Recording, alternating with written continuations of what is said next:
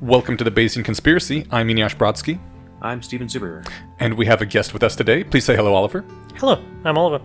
Oliver, welcome back to the podcast. Yeah. Last time you were here, I don't remember how long ago it was. We were talking about Less Wrong 2.0. Do you remember how long ago that was? It must have been 2 years and 3 months, something like that. Maybe a year and 3/4 of a month. Do you want to take another guess? Maybe a year and a half? It was almost 4 years to the day. 4 years. Oh, there are time skips in my life, and so Right. I was in the wrong time skip. It was before COVID. That's right. Because Yeah, that feels like 1,000 years ago. that's right. Like I knew that it wasn't during the middle of the pandemic. Isn't it crazy? There's like a year and a half just carved out of all of our lives. Like some serious Avengers bullshit. Yeah. Well, Oliver, welcome back. We are Thank talking you. at least partially about Less Wrong here today, but primarily about LightHaven. That's right. Or LightCone infrastructure. All of the whole LightCone. thing. Yes, excellent. Well, I guess that brings me to my first question then. What the heck is LightCone? Yeah. I mean, basically, I tried to revive Less Wrong in 2017. I think it was reasonably successful, and now we have Less Wrong 2.0. Pretty happy with it. I think kind of the core thing that happened is that we, at the core of it was always how do we create intellectual progress on the issues that we care most about, where the core of it was always the art of rationality, like how do we develop good methods of thinking, and how do we, deal with artificial intelligence, both as a philosophical exercise, as something to look at the world, to understand how minds work, and how to improve our own minds, but also as something with large societal effects, existential risk, various things like this. And so we did many user interviews kind of like every year with many of the core contributors that we cared about on Less Wrong. And sometime in 2020, 2019, 2020, 2021, it became clear in our user interviews that like the problems that they had about not, being as good researchers, producing as interesting ideas, helping with the things that we care about, were really things that could not be solved by adding additional web forms and fancy buttons to our website. They ended up being things like, well, I really want to find better co-founders. I really, want to have a place where I can like really grok ideas or engage with ideas deeply. And it kind of became clear that if we wanted to not, in some sense, give up ownership and responsibility over the core mission that we had, which was improving intellectual progress on these core issues, and we kind of needed to expand beyond just a website. And so we thought quite a while about, like, what does that mean? Like, if we want to take a broader scale of responsibility, where are the bottlenecks, what are the problems? And some of this happened during the pandemic, and kind of the pandemic both highlighted for us, like, how crucial all the in-person infrastructure was, and also demonstrated some very clear opportunities where there was a lot of opportunity to get people to move to new places and to create new physical infrastructure, because especially here in the Bay Area, many people moved away during COVID, because why would you pay, $3,500 a month for your studio apartment if you can't go anywhere and there's no reason to be in the Bay Area? As the pandemic was ending, we saw this huge opportunity. We could start investing and building in-person infrastructure in the Bay Area, kind of with a blank slate, which is like much more opportunity to like think about how to integrate that really kind of into a coherent whole. And so the first thing that we did was we ran a retreat kind of right after COVID at the earliest opportunity where we could kind of run things called the Sanity and Survival Summit. And it went very well. What is the Sanity and Survival Summit? Like, who did you invite? What did you talk about? So it was about 80 people. I thought really hard about the format. The format ended up kind of very interesting. It was a summit. There were no talks. The mechanism by which you could put sessions on a schedule kind of was a bit unconference-ish, but like most of the sessions were planned quite a while in advance. But in order to put something on the agenda, you needed to write at least a 2-page memo. We were very inspired. Kind of around the same time, I read Working Backwards by one of the ex-Amazon executives, who kind of described a lot of the way Amazon works internally. It's kind of one of the world's most successful companies. And they have this very interesting memo culture. Crucial org decisions tend to get made by trying to create these memos. They have these, often it's a PR FAQ, like a press release, where you like start with, if we wanted to work on this project, pursue this initiative, what would the press release look like, followed by an FAQ. So it's kind of a specific memo format, and they have all of this law and all of this structure to their memos. But one of the most interesting things is that if you're in one of these meetings at Amazon, the way they start is that there's a memo that somebody has prepared for the meeting, and for the first 15 to 20 minutes of a meeting that is structured around a memo, it is complete silence, and everyone reads the memo right there. Nobody's expected to read the memo in advance. It is reasonable for like the collaborators or whatever to have skimmed the memo and maybe you looked over it a bit. But the general expectation is that you read the memo and engage with it for 15 to 20 minutes. During the time, you write down notes of what your biggest concerns, what your questions, and then the remaining session is spent asking questions, usually of the person who wrote the memo, digging into details, and then coming to some kind of decision. And we adopted something very similar kind of in many of our internal meetings and in our internal structure. And then we decided to do that to a conference. And so we kind of, at a conference, you would need to prepare at least a 2-page memo. Each session would start with, in silence for at least 10 minutes, everyone would read the memo and write their thoughts down on a memo, and then a Q&A with the person who wrote it, and then followed usually by either some kind of group activity or negotiation or whatever other concrete thing kind of the person wanted to go for. I think this had a lot of really interesting effects. It gave you a lot of information that you could assess whether you wanted to go somewhere before a session start. Somebody would post in Slack, everything runs on Slack, their memo for the session, and you could skim it and get a sense of is this actually something that I want? As opposed to the only thing that you have to go off of is, a one-sentence title together with the presenter. Another thing that it does is it in some sense reduces FOMO a lot, because you know that the core arguments are written down and something that you can engage with afterwards. Of course, very interesting discussion might happen, and there was still a non-trivial amount of FOMO. But I think ultimately it gives you the feeling that if you can't make the session, you can read the memo and then just talk to the author yourself or have conversations with other people about the memo yourself. And since this was sanity and survival, was it mostly rationalist topics and rationalist invitees? At the time, I think this was kind of, I've always felt very confused what to call the members of this very extended ecosystem. These days, I often go with the extreme mouthful of, the extended rationalist / effective altruism / AI safety / existential risk ecosystem, which is, the least committal possible way to refer to this diaspora. So again, I think our invite was we are inviting the people who we think embody the virtues of the sequences and kind of less wrong, and we think have a decent chance of being kind of important to humanity's future, and we have established relationships with and have some specific reason to trust. How do you feel about the stupid... Sorry, I was prejudicing the audience there. How do you feel about the term TESCREAL to embody this people? Yeah, TESCREAL. I love it. I mean, I think the best one is the Cosmists. I think the C stand. I was show me a cosmist. I've never in my life met a cosmist. Apparently, I'm great friends with them. Apparently, I'm in cahoots, planning how to steer the development of AI to empower me and my tribe with those cosmists. But man, those cosmists really are very underground. They're so underground that even having worked in the space for 10 years, still have never met one in my life. Right. So yeah, I mean. The TESCREAL thing is trying to solve a real problem. Right. The fact that I'm sitting here and being the extended rationality, effective altruism, long-termist, existential risk, AI safety ecosystem is, an infinite mouthful, and I can very much understand why people would want some pointer. Because I do think there's a meaningful thing here. There's a thing here that is a very large extended ecosystem. In some sense, it's very closely related to Grey Tribe, where I think people care about that term, and I like the term. It's very useful. Yeah. It captures it. It kind of carves reality at its joints in important ways. But clearly, that term was created to besmirch and attack and kind of ridicule specific groups of people. Do you think Grey Tribe? No, because Grey Tribe is a little bit too broad. That's right. I think so. I think Grey Tribe, I think centrally it's Paul Graham and various parts of Silicon Valley, and the Grey Tribe is much bigger than just kind of the rationality and AI community, and not all of the rationality and the AI community and long-termist community and existential risk community and AI safety community. And adopting TESCREAL would be like adopting someone who came and termed us the baby killers, right? It's screw you. What about, I've heard just rationalists and various adjacents before. Yeah, I mean, I think that makes sense in as much as you're talking primarily to rationalists. But, problem is, of course, the reason why you need to list all of them is because so many people's primary identity will slightly differ, and then they will feel, snooped and slighted if you imply that they're just hang-ons to the rationalist. Or, I would feel slighted if somebody was and then there's the effective altruists and the surrounding people, and I'm no, I have my own identity, I have some feelings about that. So I don't know. I think it's a hard problem. Well, someday we'll get a term.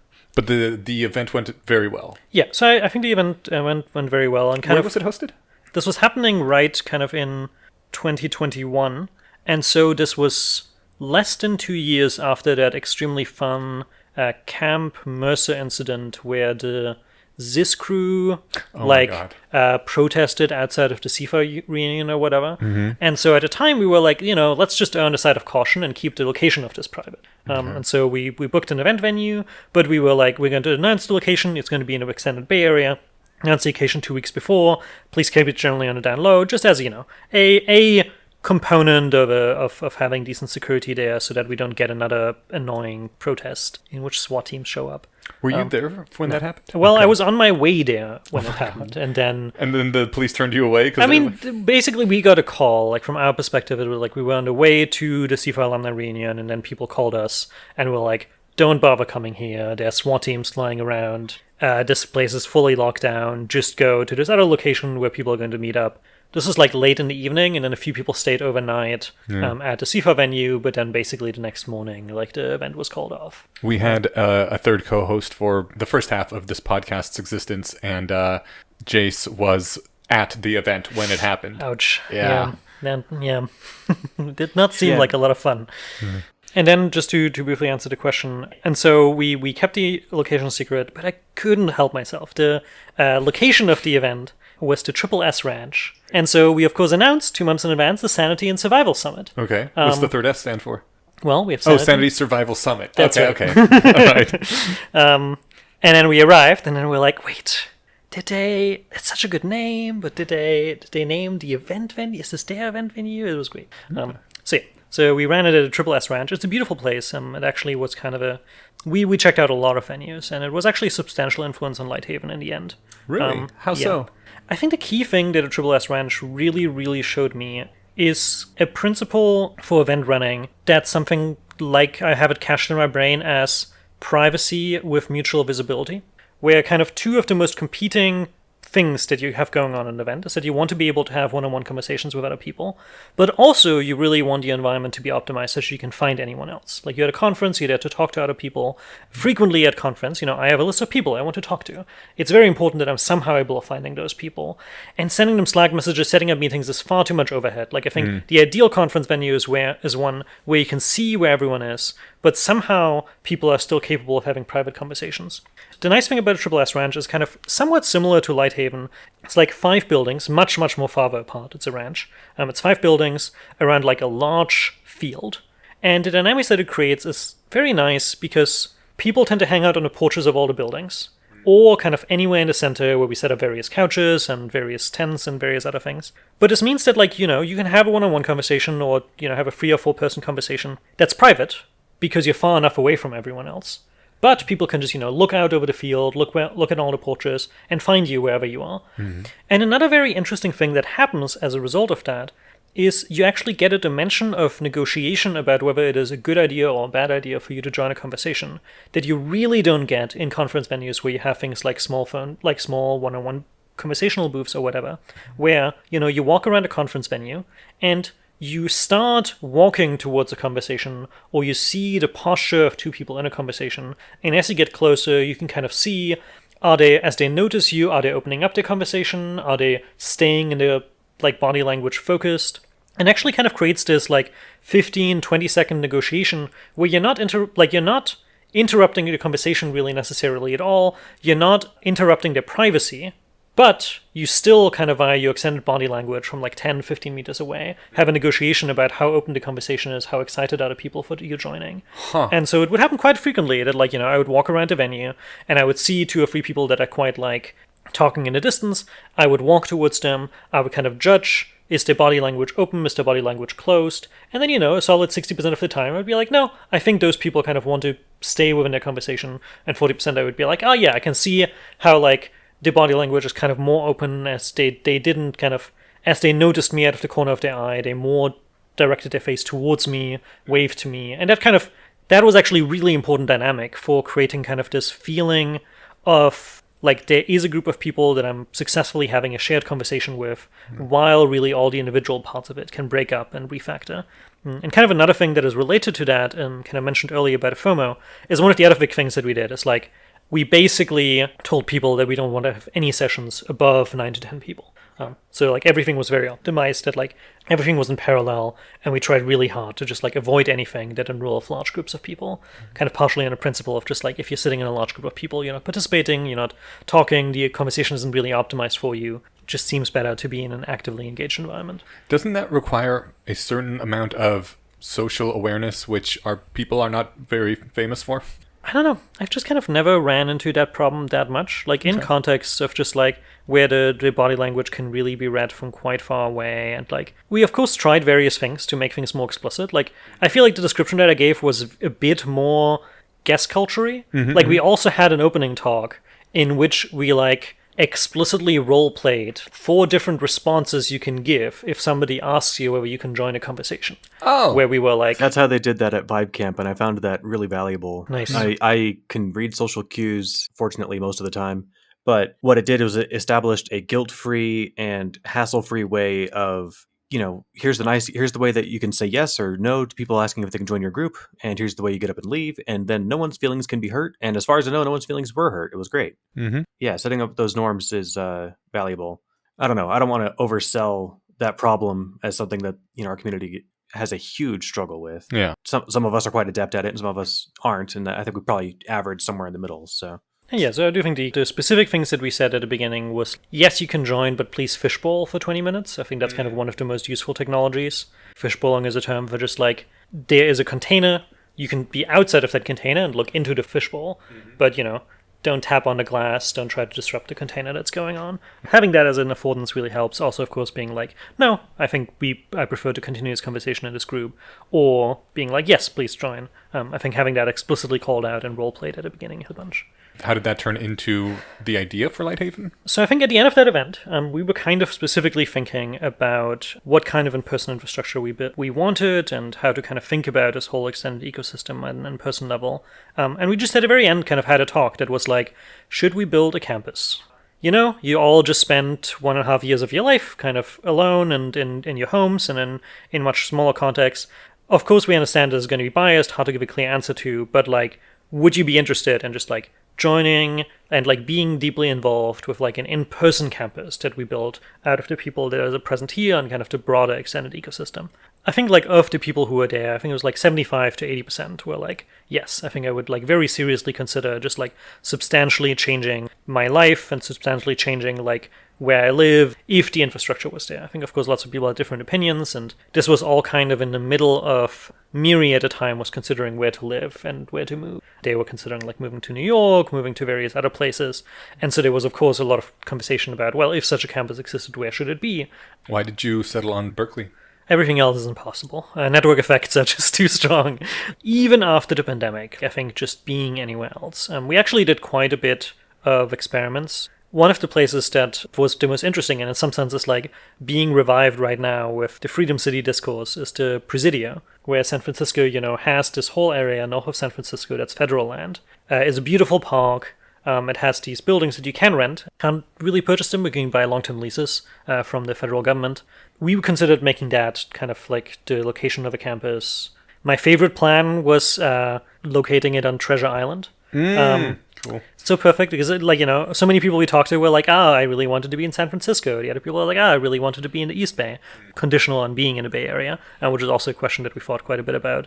But kind of within that, I like the idea of just Treasure Island and then building a large water base where people go via boats to cross the bay. For people who aren't in the Bay Area, there's an actual island here called Treasure Island, which when I found that out, I was like, this whole place is, what are you even doing? I was like, maybe we can build like a large, like, tower that looks like a skull, and then can have the boats drive into the skull bay. Oh, that'd be because so cool. Clearly, if you are on Treasure Island, like you really got to lean into the pirate theme, right? Yeah. Well, and there's probably some treasure there to help fund this project. I mean, yeah. Yeah, and it's kind of halfway between San Francisco and Berkeley. That's right, exactly halfway in between.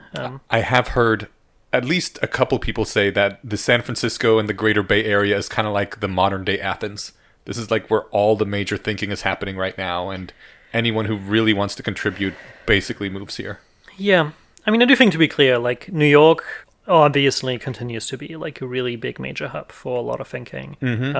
no doubt. And of course, in media and various things, like we do have LA, and we also in Europe have London and various places. But I do think that, like, especially in as much as you care about AI, SF is just like, and the Bay Area is obviously like the place where things are happening. And I think that just made it very hard to consider anywhere else. And we talked to people, but like I think the network effects were just extremely strong. Especially just like if you think about the rationality community and kind of the extended long-term community and so on, like it's not that insular. It often gets described as insular, but like, of course, people have jobs, people have extended family relationships, all of which just like really ties you and kind of work like roots in a physical location that's very hard to move away from after people have lived in a place for many years. It does also make it hard for other people to move here. That's right. As I have discovered, but it's also, you kind of have to, because that's where everyone else is. That's right. And then we did some experiments. We kind of did a fun prototype where we created a whole website and prospect, kind of as I mentioned earlier, in like Amazon PR FAQ style of like, what would a metaphorical press release for announcing this project look like? We had a whole prospectus with an FAQ for a campus in Presidio. But the East Bay within San Francisco, of the people we most wanted to work with, did seem like the place where most of the people were. And then we really tried to just get prototyping and try to falsify it as quickly as possible. And then we started the LightCone offices. Oh, did LightCone not exist before this? So I started thinking more broadly about what we wanted to do and noticed these bottlenecks in around 2020. And then indeed, the name LightCone Infrastructure was announced jointly with this Sanity and Survival Summit. So we kind of sent out the announcement and we're like, hello, we're no longer just Less Wrong, we're the LightCone Infrastructure team. That kind of name reflects the mission that we have, which we're trying to be broader, and it's trying to be kind of about taking responsibility at a broader scale. At that point, kind of LightCone existed as a distinct name. The other reason why we really needed to rename to LightCone is as part of starting to work on things that was not Less Wrong. It just became very hard to refer to the team within Less Wrong, the organization that was working on Less Wrong. Mm-hmm. You now had 3 different things that people meant by Less Wrong. Like I would talk to people and be like, add Less Wrong. And then people would be like, oh, so you mean the website? And be like, no, I mean the organization that runs Less Wrong, which also has the name Less Wrong. Mm. And then I would be like, on the Less Wrong team. And then I'd be like, oh, you mean the organization? And I'm like, no, I mean at the team that is part of Less Wrong, the organization that runs Less Wrong. Right. It became, even internally, impossible to refer to any of the things. So, of course, the very next thing that we did was to create an organization named LightCone, launching a product named LightCone, with a team working on the LightCone offices, having learned our lesson. I somehow did not notice this when I made this announcement, and then 3 months later was indeed like, wow, yeah, it is impossible to refer to the team at LightCone that is working on the LightCone offices. Same game. That naming thing was actually genuinely one of the big reasons for why we renamed ourselves. And then we ran LightCone offices for a while, but it was kind of always intended as a test. It was a very short-term leases. We basically took 3-month leases, and we rented from a WeWork in downtown Berkeley and transformed the whole floor of that WeWork into a co-working space and place for many researchers and various programs to run. Tried to falsify various ideas about how to kind of structure that kind of in-person infrastructure, various forms of gatekeeping, what was a good choice, what was a bad choice. And then FTX collapsed. And then we went through a few months of deep existential crisis about how we want to relate to our whole ecosystem and whether the kind of responsibility we took on kind of in the transformation to LightCone infrastructure was the right choice. Because indeed, it kind of, in as much as I want to take responsibility for this whole ecosystem and the whole kind of extended pipeline that we're involved in, I think that also created kind of a natural sense of like, oh, does this mean I am therefore responsible for FTX? Like explicitly, in as much as I want to be responsible for the positive outcomes, I feel like I should now have a relationship that also is taking seriously the negative outcomes. And that created kind of a whole period of deep reflection and trying to renegotiate our relationship to kind of the extended ecosystem that we were part of. Wait, did you think that you did have some responsibility for FTX? Totally. So many things. So many. Why so? So many. Like you weren't involved in any of their business decisions. Yeah, sure. I definitely wasn't. I wasn't there being like, yes, Sam, let's add the go negative, allow negative flag. Yeah. But yeah, I mean, I've written about this kind of in a bunch of online comments and EA forum comments and Less Wrong comments. I think at the core of it, the things that I regret the most was like, so I think the core of it is like, ask yourself, why was FTX as harmful as it was? Okay. I think one story you could tell is that FTX, was a cryptocurrency exchange in which the CEO decided that it was okay to basically pretend to have money that he doesn't and then use that non-existent money as to take out various loans, end up over-leveraged, basically spend people's customer deposits. Definitely a core part of the story, and in some sense the most important thing to understand. Right. But I think there's a question of why did he have so many customer deposits in the first place? Why was he capable of doing things under so much leverage? And why was he capable of being in that position despite at various points doing various things that already looked slightly sketchy or shady in a way that people didn't properly notice? And I think it's really important to understand that FTX was very widely known in the finance world and the politics world as the responsible crypto exchange, as the legitimate crypto exchange, as the crypto exchange run by grown-ups.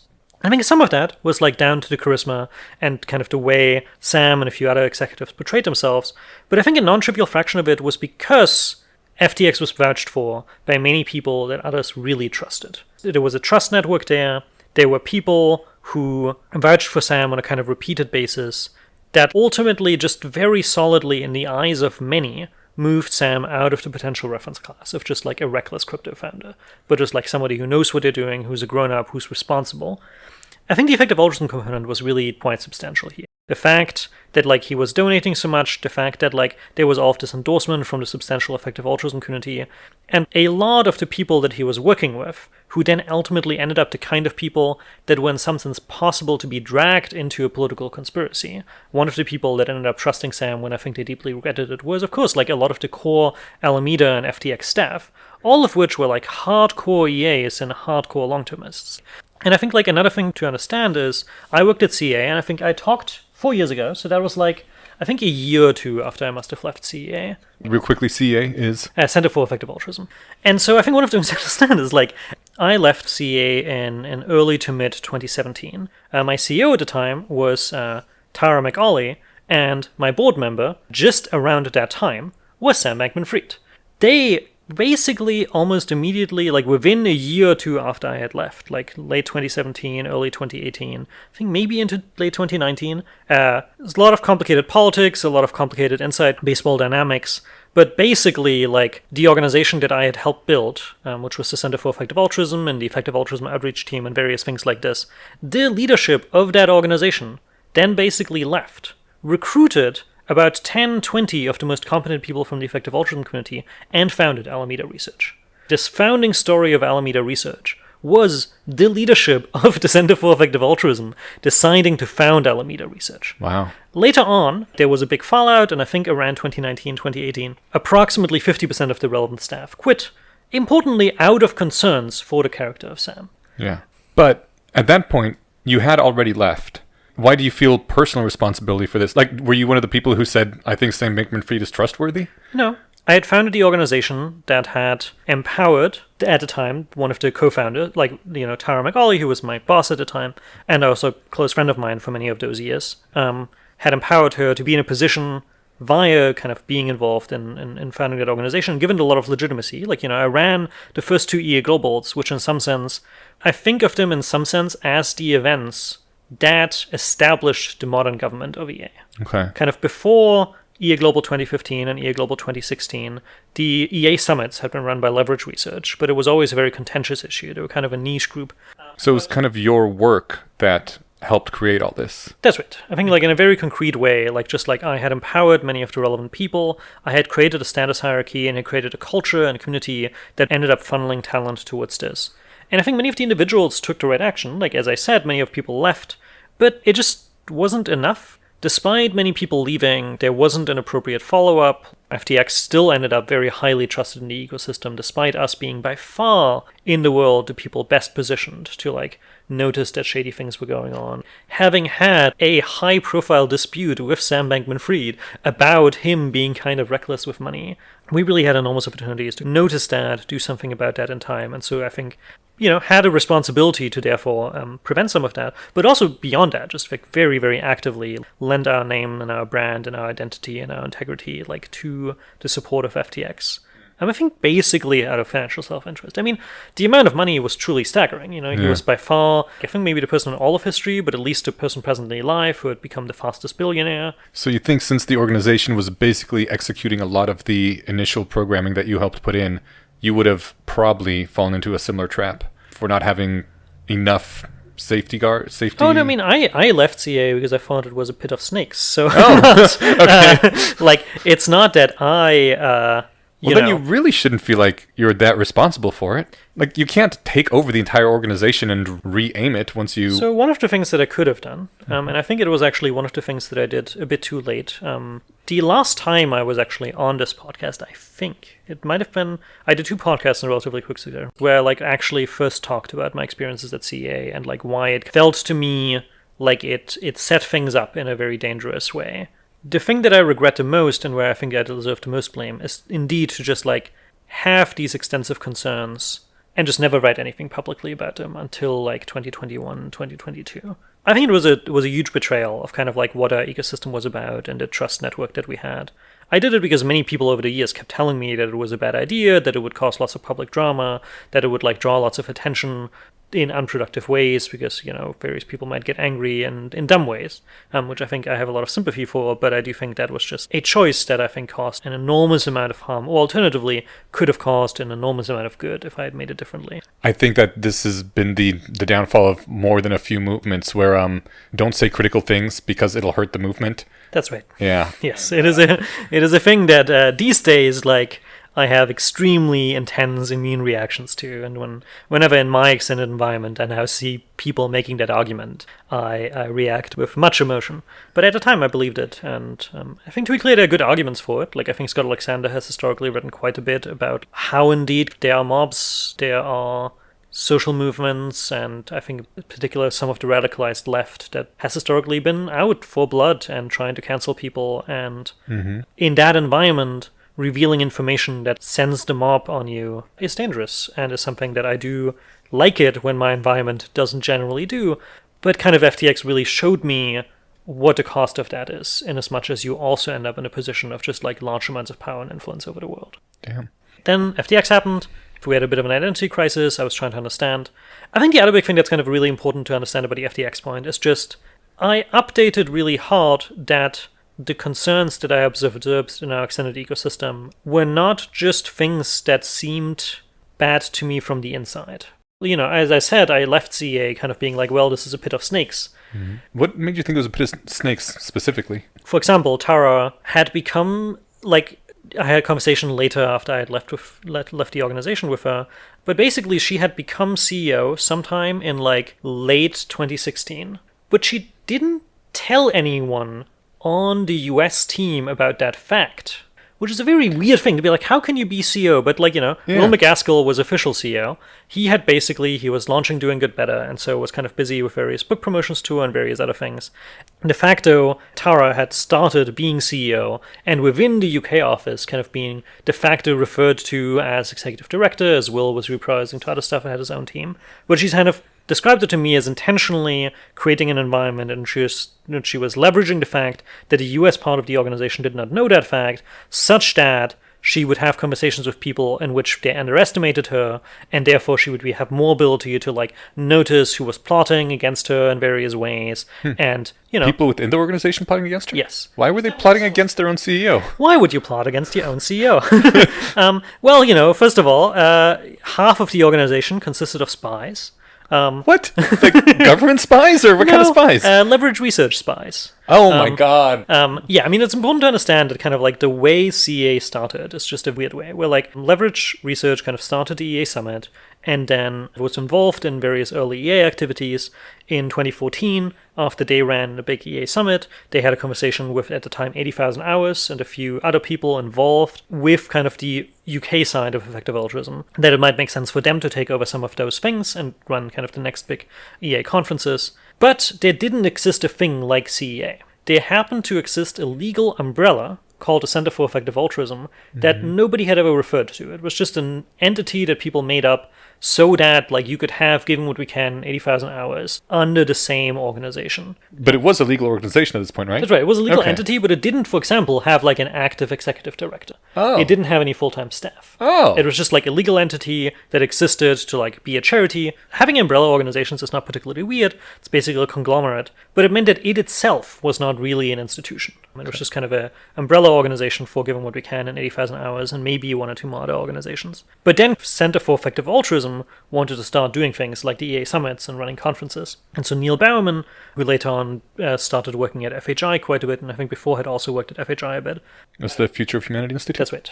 Took on the role of first, I think he was first, like executive director of the Center for Effective Altruism, but with basically no staff. And then he reached out to Kerry Vaughan and also James Norris. Whole fun story there with James Norris in the first EA Global, where I had to, in my very first job, while I was still in college, had to fire the event director for EA Global 2 weeks before the event. Jesus. Because it wasn't working very well and he basically wasn't doing his job, except it was complicated.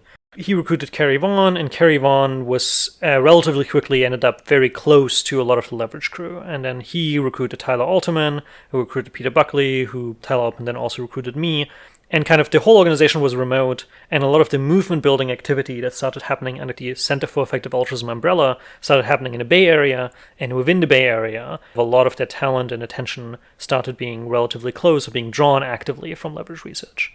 However, the rest of CA really, really hated Leverage research. Mm-hmm. And so a lot of the people who were either being semi-recruited from Leverage research or applied to the team or were very sympathetic to it, kept the fact that they were very close to it in generally private and secret from the rest of the organization. And then because CA basically didn't really have an organizational structure, many of those people then took management from people at Leverage because, they wanted people to pay attention to what they were doing. And so they would have someone at Leverage Research that they report to while also technically having someone at CA that they report to, and then would start living at Leverage and receiving salary from them, of course keeping all of that secret, and those people were then often internally at Leverage Research referred to as the Leverage CA spies, which I think was basically accurate as a description of what they were doing. That, as you can imagine, was not an amazing organizational context in which things happened. To be clear, it was actually one of the most productive teams I was ever part of. I'm still quite proud of what we did in terms of just like logistics and achievement of kind of the early e-globals 2015, 2016. What was Leverage doing with all these spies? I mean, influencing it. One of the things that brought things to a head as a concrete example was the Pareto Fellowship. Pareto Fellowship was a fellowship that the Effective Altruism Outreach team, the US-based movement building team at CA, launched in 2016. It was huge. I think it got like 8,000, 10,000 applications from like really a huge fraction of just like the world's most talented people. It had extremely good branding. It was like very centrally rooted in EA and like a framing of EA that was very popular, very viral. And I was kind of helping with that quite a lot. Tyler Alterman was the person who ended up running a lot of it. And multiple times I was like, Tyler, are you doing all of this as a Leverage recruitment funnel? And he was like, no, definitely not.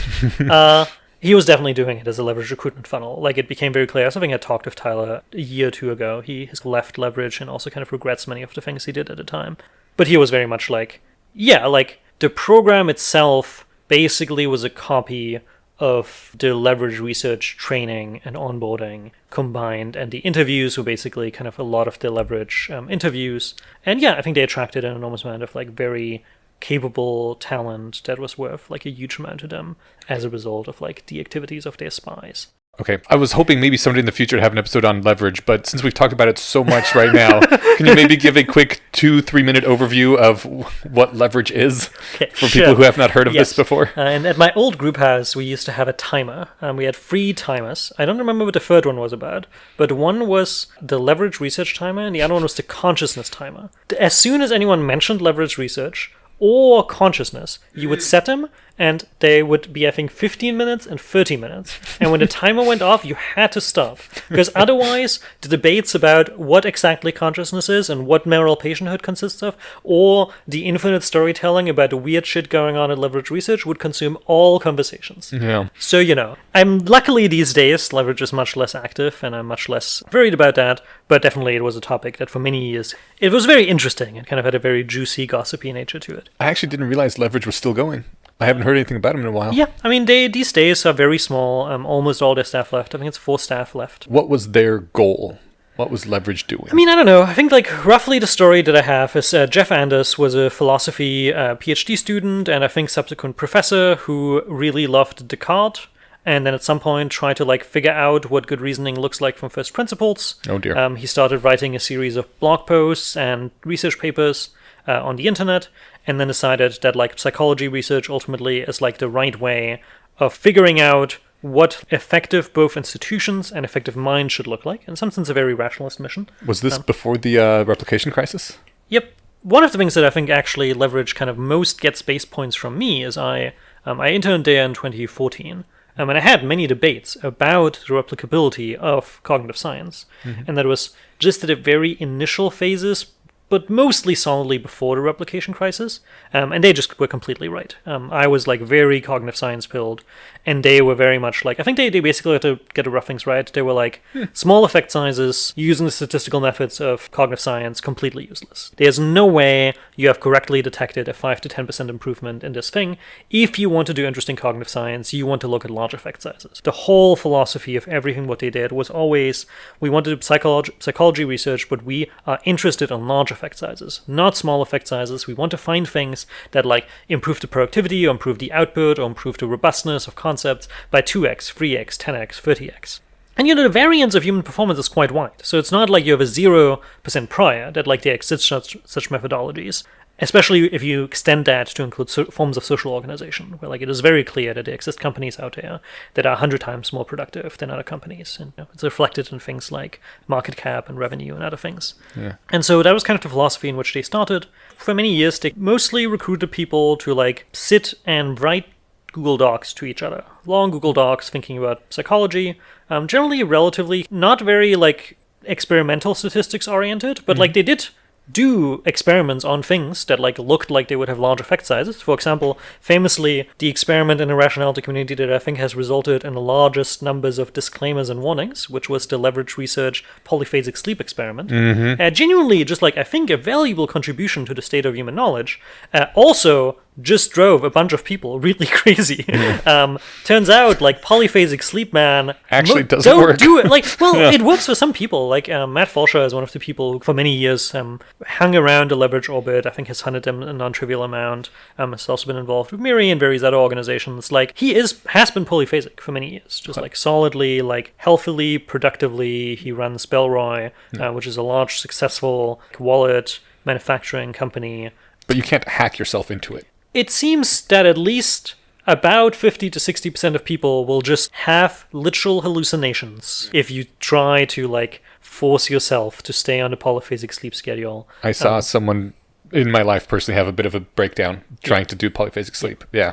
So like, they were definitely, walking the talk of like, we want to find large effect sizes. And you're like, well, I think polyphasic sleep, like, I think it's pretty plausible. The basic argument for polyphasic sleep is that at least when we observe people who have multiple sleep cycles, there's a rough argument that you end up with substantially more REM sleep cycles, which generally is associated with the things that you need most for sleep. And therefore, if you have more like 3, 4, 5 sleep cycles in a given night, you might end up needing as little as 50% as much sleep as you would need if you were sleeping for one long block, as most people do. Just doesn't really work for most people. That's right. So trying to improve the efficiency of humans sounds pretty benign through research. Why is there so much lore about leverage? Yeah. Well, first of all, you're putting a bunch of people together in a house to do psychological experiments, mostly on each other, aiming to have the largest effect sizes possible. Sounds like a vault tech setup. Interesting things happen. Some of the things that happened is... There's another thing that I think ended up being very costly for leverage, that I think actually they kind of had a point, as I later on thought more about other contexts, even though in the case of leverage was quite misapplied, where leverage was like, we really care about improving humanity. We don't just want to, on the margin, empower humanity. Like, they bought many of the arguments for anthropogenic existential risk, anthropogenic catastrophic risk, where just like, right now it is not clear where if you just, increase the productivity of a bunch of smart people by 200%, I think that's cool. I think overall it's a pretty good idea. But like, you're not obviously making the world better, in as much as you're worried that a large fraction of the future will be lost because humans are doing things that are dumb.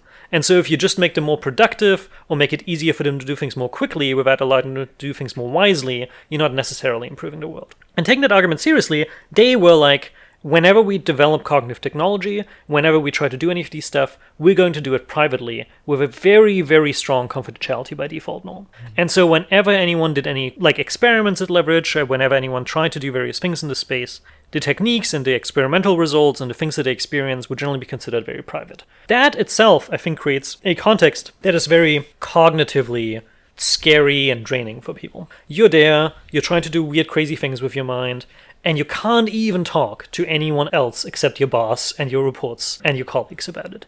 I think that itself kind of created a lot of drama and a lot of dynamics. People lived in the same house. I think that made sense, and as much as you're already insular, I generally don't mind shared living arrangements. I think in many contexts it can work pretty well, but I think in that context of like specifically aiming to do psychological experimentation, I think would have helped quite a bit to have a bit more distance, more grounding in other parts of the world.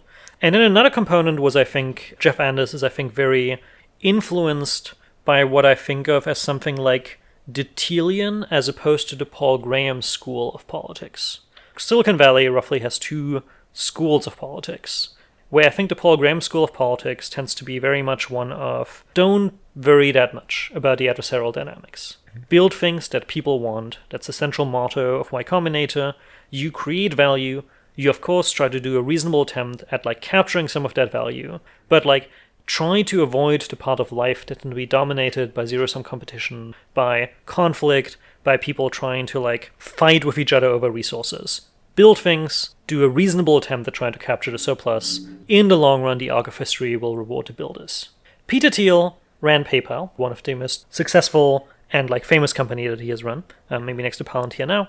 PayPal is like very, very famous for having an extremely, extremely intense competitive culture. It's in 0 to 1, where at some point Peter Thiel realized that maybe he should change something about PayPal, as I think they were fighting with X.com, which at the time was Musk's company and a few other people, and later on they merged. They had such a competitive dynamic, if I remember correctly, that at some point Peter Thiel walked into a room and, in order to defeat their competitors, saw two of the managers talking and assembling a literal pipe bomb that would be used somehow. It's somewhere it's in 0 to 1, and he was like, he noticed that the idea of war between companies was escalating all the way to just, we're going to go all the way with legal threats, but also, yes, people were considering straightforward acts of terrorism in order to defeat their competitors. Some solid cyberpunk shit. So it sounds like that book should have been called 0 to 100, because, I mean, healthy competition is one thing, but pipe bombs, that is another level. Yeah, but yeah, I think the competitive culture of PayPal and Thiel is very different. It's very much the world is controlled and run by people who are willing to fight for their interests. If you're not someone who's willing to fight for their interests and do what it takes, I think you do not really have as much of a place in it. Well, to be clear, I think Thiel is like, he's not like a Darwinist or whatever, but like he's just like the willingness to fight with everything you have for the things that you care about is a core component, and being willing to pull out all the stops, make threats, be adversarial, leverage secrecy, leverage information flow. Thiel thinks a huge amount about meta social dynamics. Like, he is very into scapegoating dynamics. Like, he really cares about what are the dynamics by which society allocates blame. And in some sense, there's an undercurrent that's kind of Machiavellian here. That's, of course, like, if you know how society allocates blame, you might be in a position to both do blameworthy things and avoid the blame being allocated to you.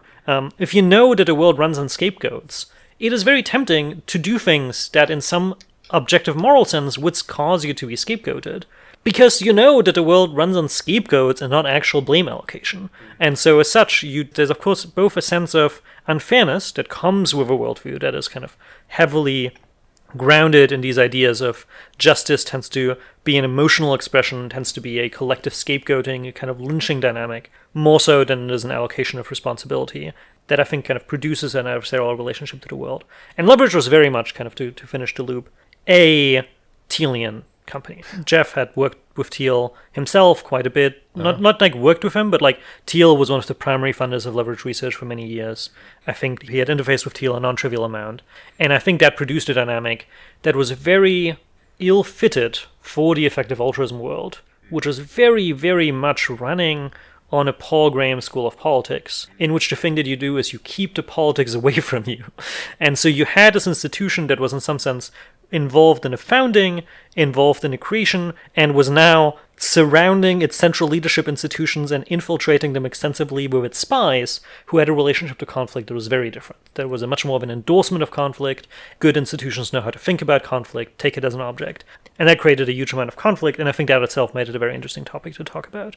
I've heard quite a few people refer to leverage as basically a cult. We've had a few cult offshoots from Rationality, and leverage is one of the ones that's often identified. Do you think, is it reasonable enough to call them that because they're close enough to it? So I don't know. The experience that I had, leverage built up a bunch of quite justified antibodies against being called a cult, and I think something between 2014, I think they were started 2012 or 2013, to 2019. I think the organization had many of the things that one could think of as somewhat cultish. Many of them lived in the same house. Not all of them, but many of them. They did psychology experiments on each other. Did psychology experiments on each other. Secretive. But at least during time, the sense that I got is Jeff in some sense was pretty solidly in charge, but I did not have a sense that Jeff had an exploitative relationship to the rest of the organization.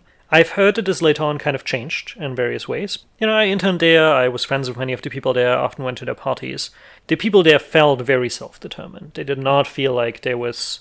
there was definitely a non-trivial amount of hero worship for Jeff and kind of the figurehead. Mm-hmm. But I don't know, in some sense, to quote Thiel himself is on the record saying that every successful company is a cult. I think it was cultish in the sense that Thiel meant at the time, which is it was intense, the people were all in on the organization, the people had strong bonds, the people did not have a work-life balance, the people really, really, invested everything in it, and that came with a bunch of really fucked up dynamics. But I don't think it was a cult the way that people think of as Heaven's Gate, or the cults that drive people completely insane. I do think basically sometime between 2018 and 2020 or something, leverage basically became an actual cult. And then they've clawed their way back out of that since? No, I think basically they collapsed violently, and now there's an organization that calls itself Leverage 2.0. Leverage went from having 35, 40 employees to having 4.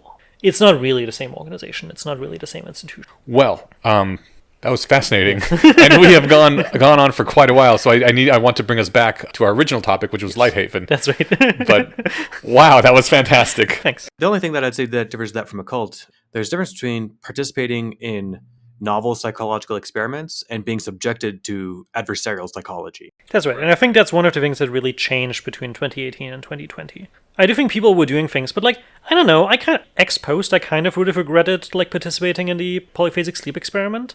But nobody was subjecting other people to polyphasic sleep in order to make them more suggestible to the influence of the rest of the institution. Whereas for example, when I'm looking at things like Maple and a bunch of things that are currently kind of happening in our extended ecosystem, and also in general kind of things like Buddhist religions and monasteries, it is a very explicit part of monastery and Buddhist monastery thought that people sleep less because that makes them more open to the ideas exposed in a religion and makes them more suggestible, and that is seen as a feature, whereas the sleep deprivation that was going on there was to make people more productive, people were in charge, people could opt out when they wanted to. What's Maple? I have no idea what it stands for. I don't know whether it stands for anything. It is a monastery by some vaguely rationalist adjacent people who are also kind of vaguely Buddhist. It seems basically like a cult. That one seems just very straightforward, boring, extended Bay Area, West Coast cult. I think I met someone from Maple at Burning Man. All right, so you wanted to create LightHaven so there would be a physical place for people to meet together and be in this intellectual milieu and talk to each other, bounce ideas off each other, that kind of thing. Right. Yeah. So roughly in the timeline, we founded Litecoin offices, then FTX collapsed, we had a bit of an existential crisis, but also before FTX had collapsed, we were thinking about doing something more campus-like, expanding our experiments. I just straightforwardly did a grid search across East Bay, where I just went on Google Maps and I looked at every single property. Does this feel like a good place where I would like to create something that is more permanent if we want to purchase the property or make a long-term lease? I found 8 or 9 candidates. Most of them, of course, weren't for lease. We even approached properties that weren't for lease, as we could lease it, buy it. The remaining candidate there was a previous religious school, now just an office space and still part religious school, and for a while was considered being turned into an retirement home up in the hill. and the Rose Garden Inn as like the two places that we were considering. And then we successfully had approached the owner of the Rose Garden Inn. I found out that we could convince him to sell. I heard you had a couple, at least one event, maybe more than one event here before you... That's right. We kind of all throughout this went about everything we did in a very, very lean and like try to falsify what we're doing as quickly as possible. And so we kind of did quite a weird thing of we just reached out to the owner and we were like, let's get negotiation on whether we want to buy this place or not, but we would like to rent out your whole hotel for 2 months. We then started running events. But not only that, we were like, well, we know that if we want to buy this place, we really need to do a ton of renovation. At the time, this place was really decaying very badly. Yeah, it was like a wreck from what I heard. That's right. It had been neglected for years? Yeah, it had been neglected for years. It had went from like a 3.8 TripAdvisor rating to like a 2.3 TripAdvisor rating over the course of 4 years. A 2.3 average TripAdvisor rating is not good. The average review would be like, the spring that came loose in the middle of the night of my mattress stabbed me in the back and left me bloody. And as I tried to leave my room, the rats scurried out of my bed. And I had to walk through the puddle that had formed itself as the rain flowed into my fireplace that was not properly shielded from the rain, out into the hallway between my bed and the door. Yeah, it was very bad. It was very bad. We definitely knew we needed to do a bunch of renovations, but we had huge uncertainty. This place is extremely weird of how it was constructed and how it was built and what kind of property it is, and so determining how hard it would be to renovate it was a huge piece of uncertainty for us. So we also were just like, we would like to rent this place, and we would like to start, without having purchased this place, to just start renovating a bunch of the worst rooms. Oh. And he was like, that sounds extremely weird, and like something that maybe you will then just leave giant holes. But, you know, we negotiated with him, we figured out how to build a trust relationship, and we started doing smaller work. We introduced him to our general contractor, which we met at the time, and started working with, and built a trust relationship, and eventually were able to, like, before we needed to put down any substantial fraction of either the renovation money or make the full transfer happen, have the ability to see what renovation things would look like. That was a huge benefit. I don't think we would have been able to like take the risk of this place if we hadn't done that. But yeah, so we purchased it. I think somewhat ironically, the final purchase agreement was signed on November 8th. The day FTX collapsed was November 6th.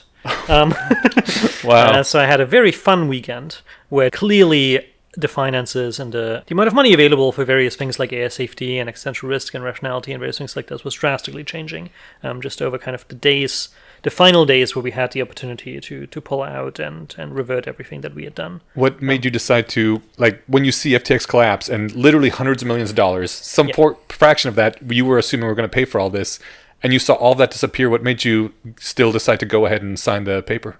In some sense, LightHaven is one of the lowest trust projects that we have worked on. Really? If you think about Less Wrong, in order for us to do the kind of work that we've historically done on Less Wrong, we really need donations. Like, it is the kind of thing that needs to run on people's philanthropic instincts. And, you know, it's a very difficult software engineering project.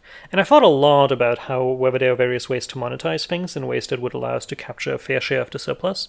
But, like, it's very hard. Nobody wants us to put ads on Less Wrong. There's no way you could fund Less Wrong via ads. The kind of value that Less Wrong produces is extremely diffuse. Microtransactions for content have historically, famously failed for every online internet product that has tried them. And the average Less Wrong reader is the kind of person who has ad blockers on their browser anyway. That's right. Even exactly. Like, Less Wrong has, I think, might be industry leader in the fraction of users who have ad block enabled. Less Wrong is actually, in some sense, building a multi-person team and investing serious efforts into Less Wrong and making a jump to commit. I committed to it for 5 years when I started Less Wrong. Was an enormous leap of faith. It required extensive trust in there being an ecosystem that cares about the things that I care about, that people would generously contribute to the continued operations of it. Has that paid off as you'd hoped? Definitely. Ultimately, I'm very glad that I took the leap of faith on Less Wrong. Both, I can't think of anything more impactful that I could have done. Like, this is an extremely high bar. I fought really hard whether I would have rather chosen the career of any of my peers and friends. And, like, it's not obvious, the world is really hard to predict, but making Less Wrong 2.0 happen, reviving it, creating just, like, very clearly the place in the world where, like, the best conversations are happening about AI and what it means for humanity's futures. I think the best discussion quality in the world in terms of anything that is as public as Less Wrong is. I think it was just the single best thing that I've seen anyone do. in the last 5 years on the things that I care about, which are these days are very heavily routed through reducing existential risk from AI. And so I'm like, yeah, very, very glad about that choice. Very solid choice. And so even without the impact, we've been funded reasonably well. We are just in the middle of our kind of big Litecoin infrastructure fundraiser, where for the next year, in order to survive, we need to raise approximately $3 million for all of the projects. And, we have already raised $1 million. Those are all from people who very generously, there are no big, large philanthropists involved so far. It's just people who just have used Less Wrong, maybe occasionally have followed Less Wrong's investment advice and invested in crypto early or invested in NVIDIA early. And were like, yeah, it makes a bunch of sense for me to pay back just kind of out of generosity. And I think that was definitely worth it. But it required very much a leap of faith and trust. You brought up the fundraiser and the $3 million, and I do have more questions about LightHaven. But since you brought it up right now, I figured I'd jump on that. Sure. Why $3 million? That seems like so many dollars for people who are not in the Bay Area. Yeah. I mean, very basic economics. We currently, Litecoin has a staff of approximately 8 full-time people. Well, not full-time people. 8 core generalists. We could go into how Litecoin is internally structured, but that basically means those are all 8 competent software engineers, all would be capable of getting jobs in industry and have a very high opportunity cost of time. That's web development. We don't just do Less Wrong. We also, for example, have historically run the backend for overcoming bias. We've done various maintenance work for Slate's Codex or various things. In some sense, we're as Litecoin infrastructure, the name implies, very much an infrastructure provider for many things going on. But it's 8 full-time staff, the average salary of which historically has been approximately $150,000, $160,000, which is definitely a lot broadly in America, but it's just much, much less than any of the people involved could make in industry. And I think there's a question of what is a reasonable salary sacrifice to make if you want to work on this kind of philanthropic infrastructure. Historically, the policy that we have settled onto was to pay 70% of industry. And here we're talking about 70% of the non-highly leveraged, highly uncertain part of compensation. Not they had a 10% chance of joining OpenAI early, and so therefore you would now have $20 million. Just what's your solid salary if the stock compensation only counted part of the stock compensation that's liquid. Within that 70% as something in some sense you can think of it out as the Given When We Can pledge, as one thing that is trying to establish a Schelling point for what it makes sense to give, and that's 10% of your salary. Mm-hmm. I think it makes a lot of sense for the people who are really going all in and who are building infrastructure and making this their full-time job to give more, but does it make sense for them to just give more than 30%? Just give up so much of their wealth and of the opportunity costs and the amount of ability they would have to steer the world in directions that they wanted because they work on things in the space. And I think the answer is, yeah, a good amount, but probably not infinitely much. And so 70% of industry is kind of what we've settled in. So I think Stephen has a follow-up question on the number of devs, because we talked about this briefly earlier. Well, just one comment and then maybe a question. Mm-hmm. But the comment was, you mentioned kind of jokingly earlier, but $3,500 a month for a one-bedroom flat. I think it's just important to contextualize how far money goes in that area. And that's right. 160 it's a substantial sum, but it is not enough to live lavishly whatsoever. Importantly, I think, in the Bay Area, it is also solidly below the salary, or it is just at the very edge of a salary of where you can have kind of what most Americans would consider a normal family life. Right. A house here tends to cost between $1.5 and $2.5 million. It's pretty hard to finance that, especially on a single income. But even on a double income where you have one person making 150, the other person of 50, maybe half time or something like that, together with raising children, I think it's very tight. As someone who lived in Denver my entire life and has now lived in the Bay Area for 2 months, I am consistently surprised how much more expensive literally everything is. Yeah. At least 20%, often 40% more expensive than it is in Denver. Yeah. From groceries to gas to whatever, it's just it's just more expensive here. And Denver, it's not in the middle of rural nothing, It's not the biggest metropolitan area. It's not you're living in New York or LA or something, but it's got decently median prices. So this place is expensive to live in. So you said 8 full-time devs. I mean, I don't need. So it's important to be are they devs? I think one thing that's kind of also I really want to emphasize: the same people who build Less Wrong are the people who then for a year ended up coming every day to work, frequently like putting on like construction equipment. Not literally, it's not like we assembled like drywall every day, but like we managed a solid construction team of 15, 20 people over the course of a year leading a multi-million-dollar construction project.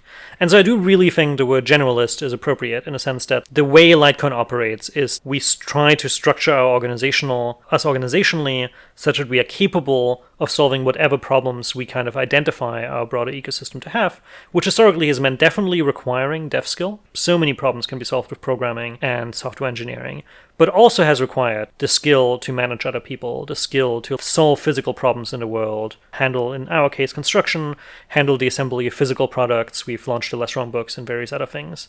And like really, there's a very deep generalist mindset. And I do also think that means that the people that we've hired are just very competent. In order to hire for that, I've often proudly described it as the slowest growing EA organization that exists out there, where we've just like consistently hired exactly one person per year for the years of our existence. How many people do you have actually working on Less Wrong? So like full time? It varies quite a bit. Like it's definitely the case that there might be a month in which this month we are going to be working on infrastructure for a different organization. Where right now we're working with like AI Futures on like Daniel Coccatello and his team. We're making a website for them to present some of their ideas. So it differs somewhere between 3.5, 4 people and 7 people. So it's very hard to run Less Wrong with less than 2 people. Kind of when we go down to a skeleton crew, 2 is the absolute minimum.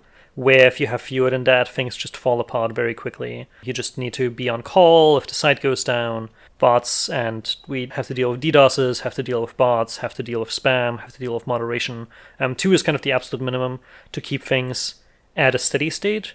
And then, of course, if you want to make improvements, add new features, really kind of improve things over time, you then talk about somewhere between 2 and 6 additional people. Do you usually start work like, it seems 10, 11? Well, it's confusing. Our time to be in the office is 10:30. At least me and Rafe, and I think most of the team tends to start work around 9:30. Okay. But like mostly from home. Which is nuts, because that means you guys are working 12-hour days usually. That's right. We just had a long Slack conversation about what are the hour expectations at LightCon.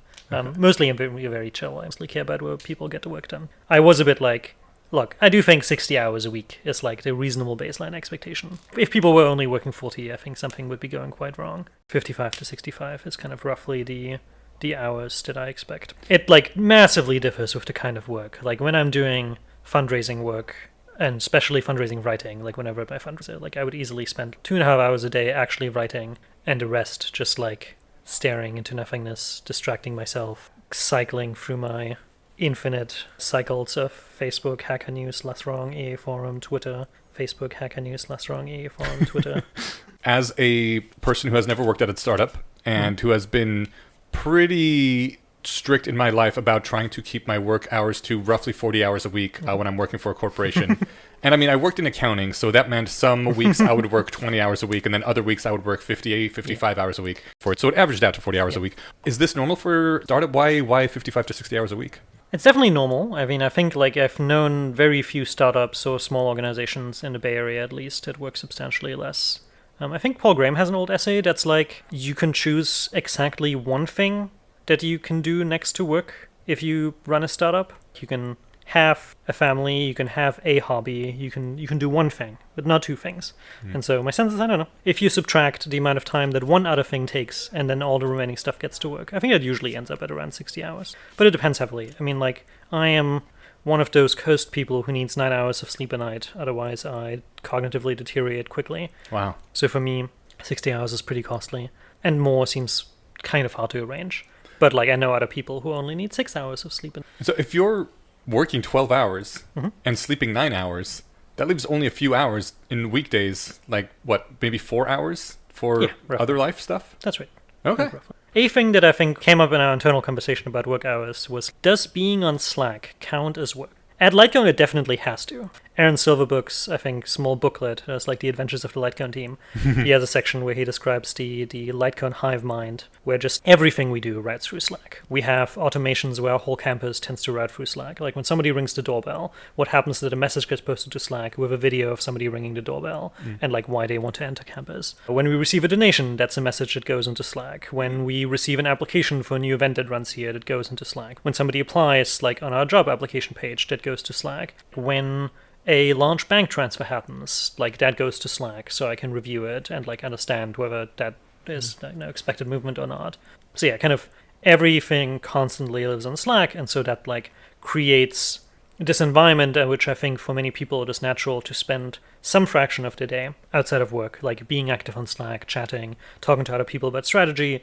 But like, it's like you're not necessarily fully in the office, but it definitely is quite a lot. We definitely have like about once every 2 weeks or once every 3 weeks, we tend to have some long Slack conversation until 1 a.m. into the night. What could you do would you even want an AI to like have full access to your Slack and act as like a Slack brain? So we've considered it. So I actually, as soon as I think it was the first version of GPT-4 came out, we had a hackathon here. It was one of the first events we ran at LightHaven, where the project that I was working on was basically like a Slack summarizer and like a thing that like tries to keep everyone up to date in Slack. Very annoyingly, we haven't been able to try out any of the, like Slack now has AI features and it can like give you summaries of what happened in different channels and stuff. The annoying problem is that it costs $10 per user a month. And one of the other things that we do is all of our client relationships are also in Slack. And so we have 400 members, 700 members, like something between those, like active members, because like every single person who historically worked from the LightCon offices works from LightHaven and like stays here. Everyone who's like visiting, sometimes conferences create channels for things. I don't really want to pay the $10 a month for each one of those users. Wow. So I have no idea how good that AI is. But I've considered just creating a fully new Slack, just so I get to try out the Slack AI features. I think it could be huge, but it's kind of messy because just like summarization in AI is, I think, I've been very disappointed, and I think I know why, but I've still been quite disappointed about how good summarization has been in almost any context. Like, I don't get any values from like AI summaries of papers. I don't get any values. Like we've experimented on Less Wrong very heavily with like, can we give people AI summaries of posts? Yeah. AI tutors can work quite well. Like somebody asks an AI about a specific question or topic that they care about, but something about the summarization step just seems to not really work. You describe what the article is about in a way that gets rid of all the content of the article. Like you end up with a description of something like, and then they made an argument about like the risks from artificial intelligence. But like that's completely useless. I get zero valuable information from knowing that an argument was made. Right. And so summaries often, maybe it's a prompting issue, maybe there's various things you can do, but at least in my experience, they kind of replace the substance with a description of what the substance is about, which often is kind of useless. And I have similar experiences with Slack, where just like, it really isn't that helpful to know that like there was a discussion in a channel about who should be responsible if the site has an outage at 2 a.m. Like, okay, I guess it is useful to know that a topic was discussed. But of course the thing that matters is, what did people argue about? What were the arguments that people brought forward? Where did things settle in terms of the conclusions and various things like this? And so at least in that context, I haven't really been able to get things to work. But I think it might just be a prompting thing. It might be various different modalities that you want to use. Okay. I was thinking that if catching up on Slack threads counts as some work hours, then that 60 hours a week doesn't sound quite as daunting. In my last job, I was told by my manager, like, never work past 5. Wow. She would take a nap during the day, like, because she's been working from home for 20 years. Like, it's just how to stay sane, I guess, with the work-life balance when your work is also your home. Yeah, that kind of makes sense to me. I cannot work from home. I think the only reason why I survived the pandemic is because I was in a group house with my coworkers. So that allowed me to keep working. I think I would become sad very, very quickly if I was like in an apartment, like working from home. Yeah, it's definitely an adjustment. There's a lot of pros and cons. I mean, pro, the commute is great. But the cons is like, it's really hard to get just water cooler chat. Yeah. And is it all self-hosted so that all the keys to the kingdom and everything's, stays in the hands of people that you know? Or is it because like other technological solutions won't fit the bill? Like nothing else is quite out there like Less Wrong, but you mentioned you're working on a project for another company. Couldn't they just use, Squarespace? What sort of extra stuff do you guys bring to the table? I'm just asking out of curiosity. I'm not like trying to like, this is not me nickel and diming the bill, by the way. I'm just curious. Yeah. I mean, I think one of the big things is design. First of all, for Less Wrong itself, we started out kind of a tiny bit forking an existing open source forum repository. That's kind of how Less Wrong got started. But by now, 99% of the code is written by us. And it's just because there doesn't exist anything out there on the internet that does anything like that you could adapt. Old Less Wrong was a fork of Reddit, and that in some sense was a huge stroke of luck. Reddit was open source for a short time before they then decided to do future versions closed source.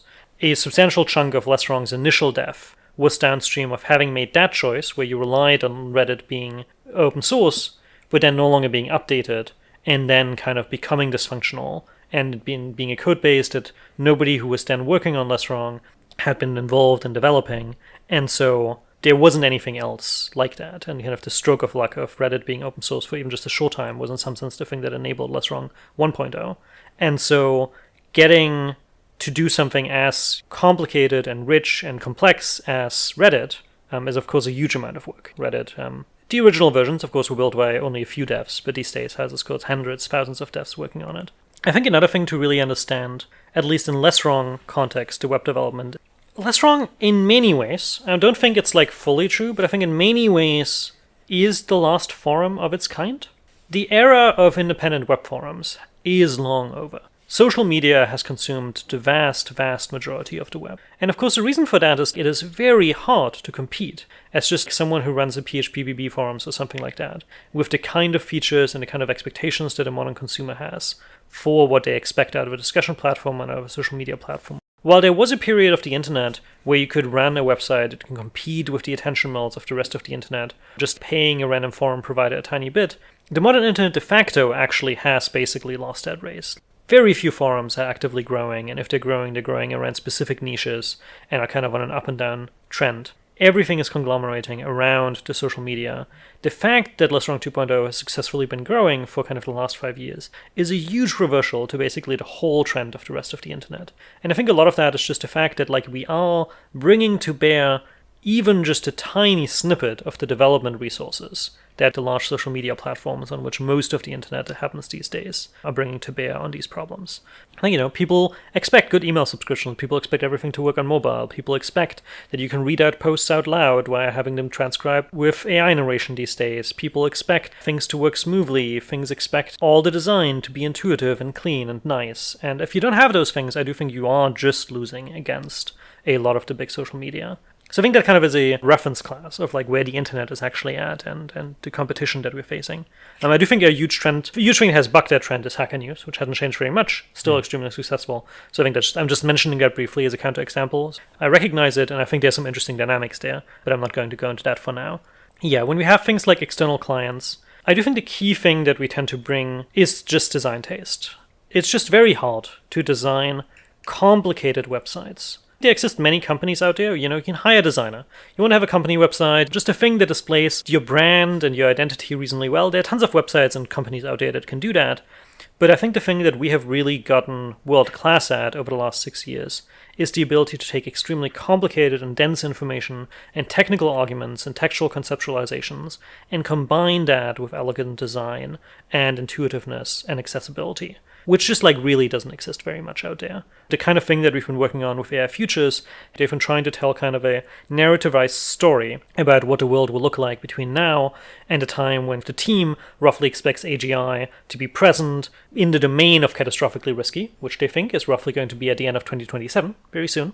And in order to kind of convey the groundedness of that experience, a thing that we've been working a lot on is to integrate graphs and underlying data very deeply into the storytelling. So right now, if you were to go to our draft website, you would scroll down and there would kind of be next to the short story that is being told that tries to narrativize the rough scenario that they're outlining, there would be an interactive dashboard of data and graphs that shows you who are the current leaders in the relevant AI race, how much is the world currently spending on GPUs, how much of present cutting-edge R&D research is being performed by AI systems versus human systems, and trying to kind of create a UI that combines the ability of just there's an engaging story and a narrativization that you want to read so you can absorb the relevant information with this highly complicated data display is the kind of thing that I think we really excel at, because in the context of Less Wrong, we've been trying to build UI for an extremely widely varying set of very highly complicated technical and abstract and difficult and complicated explanations for many years, and have been dealing with just a huge number of AI UI challenges of trying to create something that's both dense and beautiful and capable of expressing these complicated technical technical arguments. So I have two questions on this, which hopefully the first one is the faster one. Do these other companies that you work for, like AI Futures, do they pay for the services? That's right, yeah. Okay. We just signed a contract with Miri to take all the Orbital.com content and translate it into Less Wrong and integrate it deeply into Less Wrong. Which was just a nice positive sum trade for both of us. As a small piece of context, Eliezer, founded Less Wrong 1.0. Then, I don't know, mostly got tired of moderating a giant online forum, a concern I have no sympathy for whatsoever. And then kind of started writing in various other places, of course, occasionally still posting to Less Wrong, and he finished HP More and various things like this.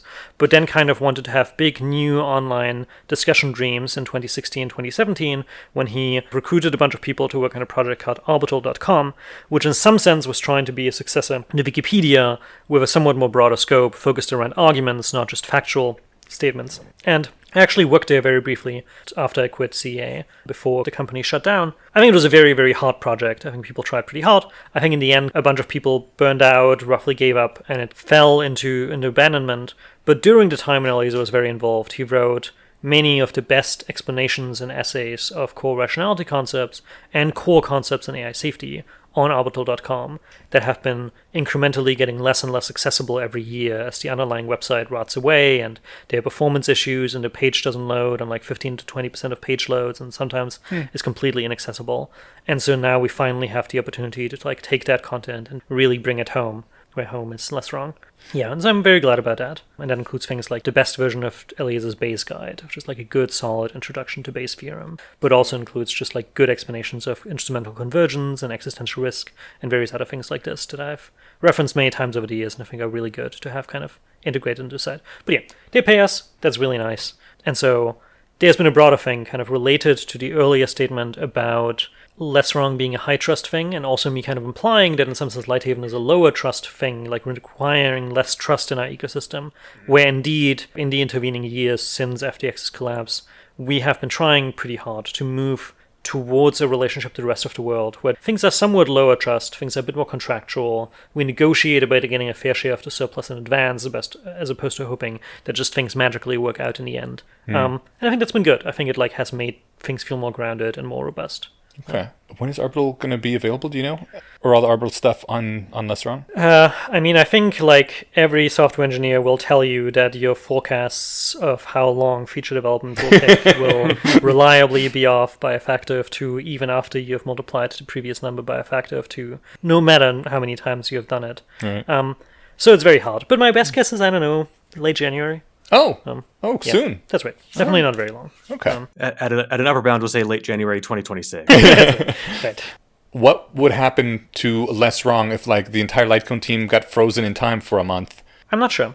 But right now, for example, we're dealing with a DDoS-like situation once a month, maybe even once every 2 weeks, where just we have someone with a very aggressive botnet or a very aggressive crawler who is being very unfriendly. For a while, those were our friends at Entropic, for example, where we had this very sad situation where I think I care a lot about content on Less Wrong being used to train language models. I think it is good. I think inasmuch as I hope that these systems will end up being useful for doing AI safety and AI alignment research, I want them to know the content on Less Wrong.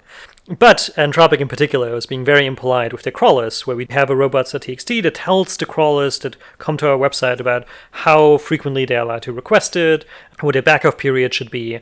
The Entropic crawler completely ignored all of that, took our site down 5 times. Oh my God. It caused me to wake up in the middle of night at least 2 or 3 times, needing to deal with an enormous number of requests, and then being I don't want to block you, Claudbot, but you really are not being very nice. But that means that just Less Wrong is a very popular website, and so compared to Orbital, it has much, much more of a target on its back. And so the amount of crawling, the amount of traffic that it gets, the amount of just people who have fun trying to hack us occasionally from time to time, we are not robust to hacks. I think a dedicated attacker could easily hack into Less Wrong, and there's some amount of background level script kiddies and people who will try to attack it. And I do think that just means that a month, I think probably the site will still be up, but I'm only 75 to 80% confident. Wow. The modern internet is a kind of harsh place. So why $3 million then? You said you had the 8 devs. That's right. So there's some amount of salaries, which is between $1 to $1.5 million. Then expanding a bit on what the deal of LightHaven is. We then renovated this place. We did that all via getting a mortgage. Beautiful, standard financial instrument. No particularly large grants were involved. We just took out a mortgage on a property. The mortgage was facilitated by like Jan Tallinn, who is a philanthropist, but ultimately it was structured as just a normal mortgage. That means we purchased this property and renovated it for roughly $20 million. We invested a bit more of our own money into it. And that means now we pay interest. Once a year, we pay $1 million in interest on our mortgage here. And of course, then it takes quite a lot of money to run this place. And revenue-wise, LightHaven is like making about last year made about $2.3 million a year. And my best guess next year will make around $2.7, $2.8 million. A very quite high revenue operation. But importantly, kind of the cost that we are currently still paying off and where some of the $3 million comes from is just that there is a natural time it takes for a business like LightHaven to ramp up. I think normally in the industry, like LightHaven is a weird place, so can you just take hospitality industry things as reference? But usually the revenue at a hospitality roughly ramps up somewhat sigmoid, but mostly looking linear over the course of 3 years. And a relatively smooth slope from roughly zero revenue to 100% of future expected revenue over the course of 3 years. We're roughly a year in. I think we're doing substantially better than that. Like we're substantially ahead of schedule of what normal utilization rates for hospitality industry are. But that just means that like we are at not maximum revenue. And so over the last year, that kind of meant that we roughly lost on the order of $1 million in total on running LightHaven and the relevant operations, mostly in the form of kind of paying our interest. And because we didn't have the money, we've also had a very hard and fun time fundraising as FTX sued us at the beginning of this year, trying to get the money back that FTX had given us, which is a whole fun story I could also go into. But because we weren't capable of fundraising during that time, we're really running down all of our reserves. And we went all the way down to the wire, basically $0 in the bank account, me basically loaning all my personal money to Litecoin, 100% of my personal assets, most of our staff reducing their salaries to like the minimum that felt comfortable at all living in the Bay Area, me completely forfeiting my salary. Wow. As a part of that, we negotiated with Jan, who gave us our mortgage, to delay our mortgage payment by 4 months, because we couldn't otherwise make it, wouldn't have basically just gone bankrupt. And so that means next year is particularly annoying in the sense that we have 2 mortgage payments due. So we have a mortgage payment due in March, and we have a mortgage payment due in November, each one for $1 million. Actually, overall, my best guess is if you just take the next 12 months, ignoring the additional mortgage, LightHaven is actually quite close to breaking even.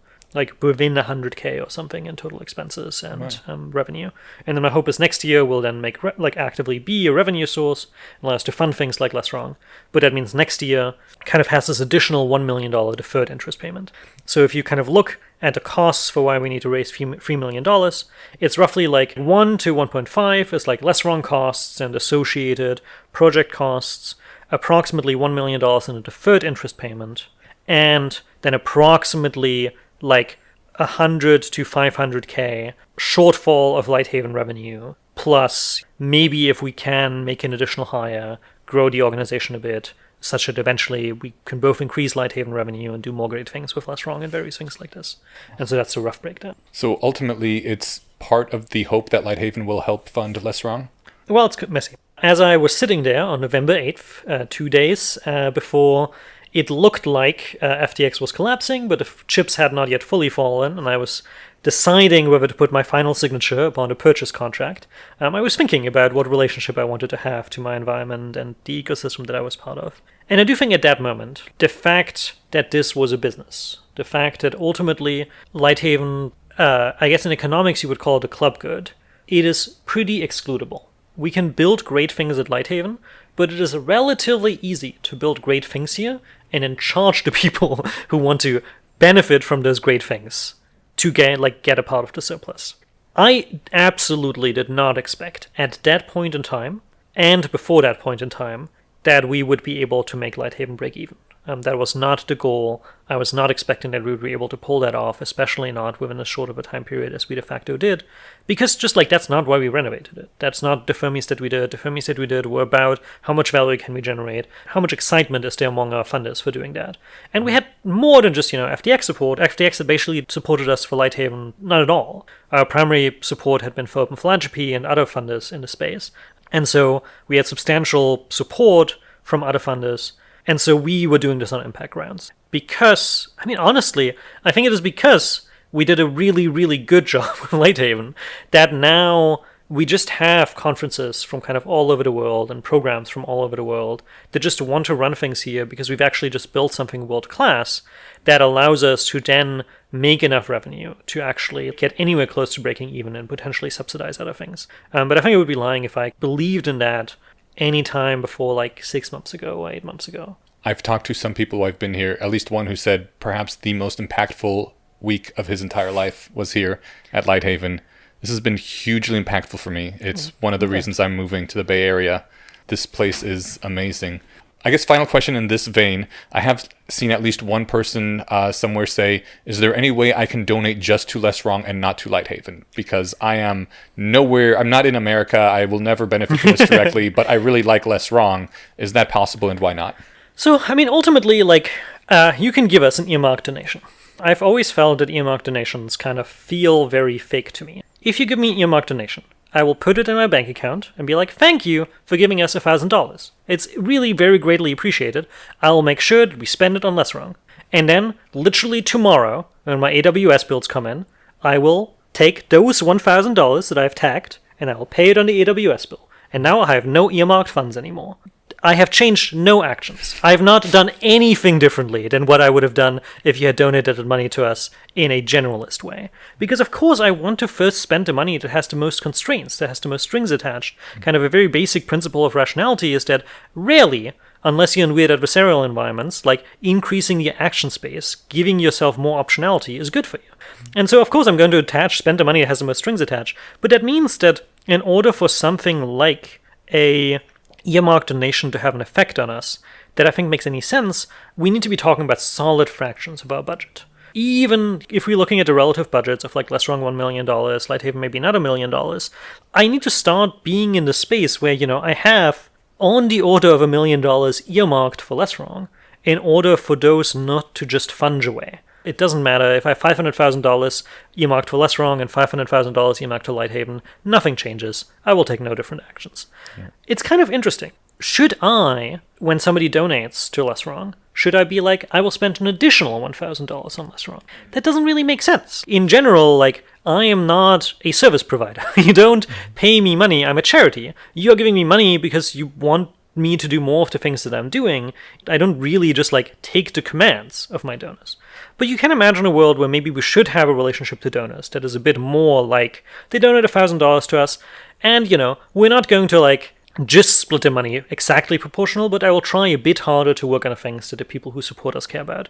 And I do think that works. Like if you donate to us and you send me a message being like, look, do more on Less Wrong. I think that's just the thing that ultimately end up being most impactful and will work out, and it's the thing that I care most about.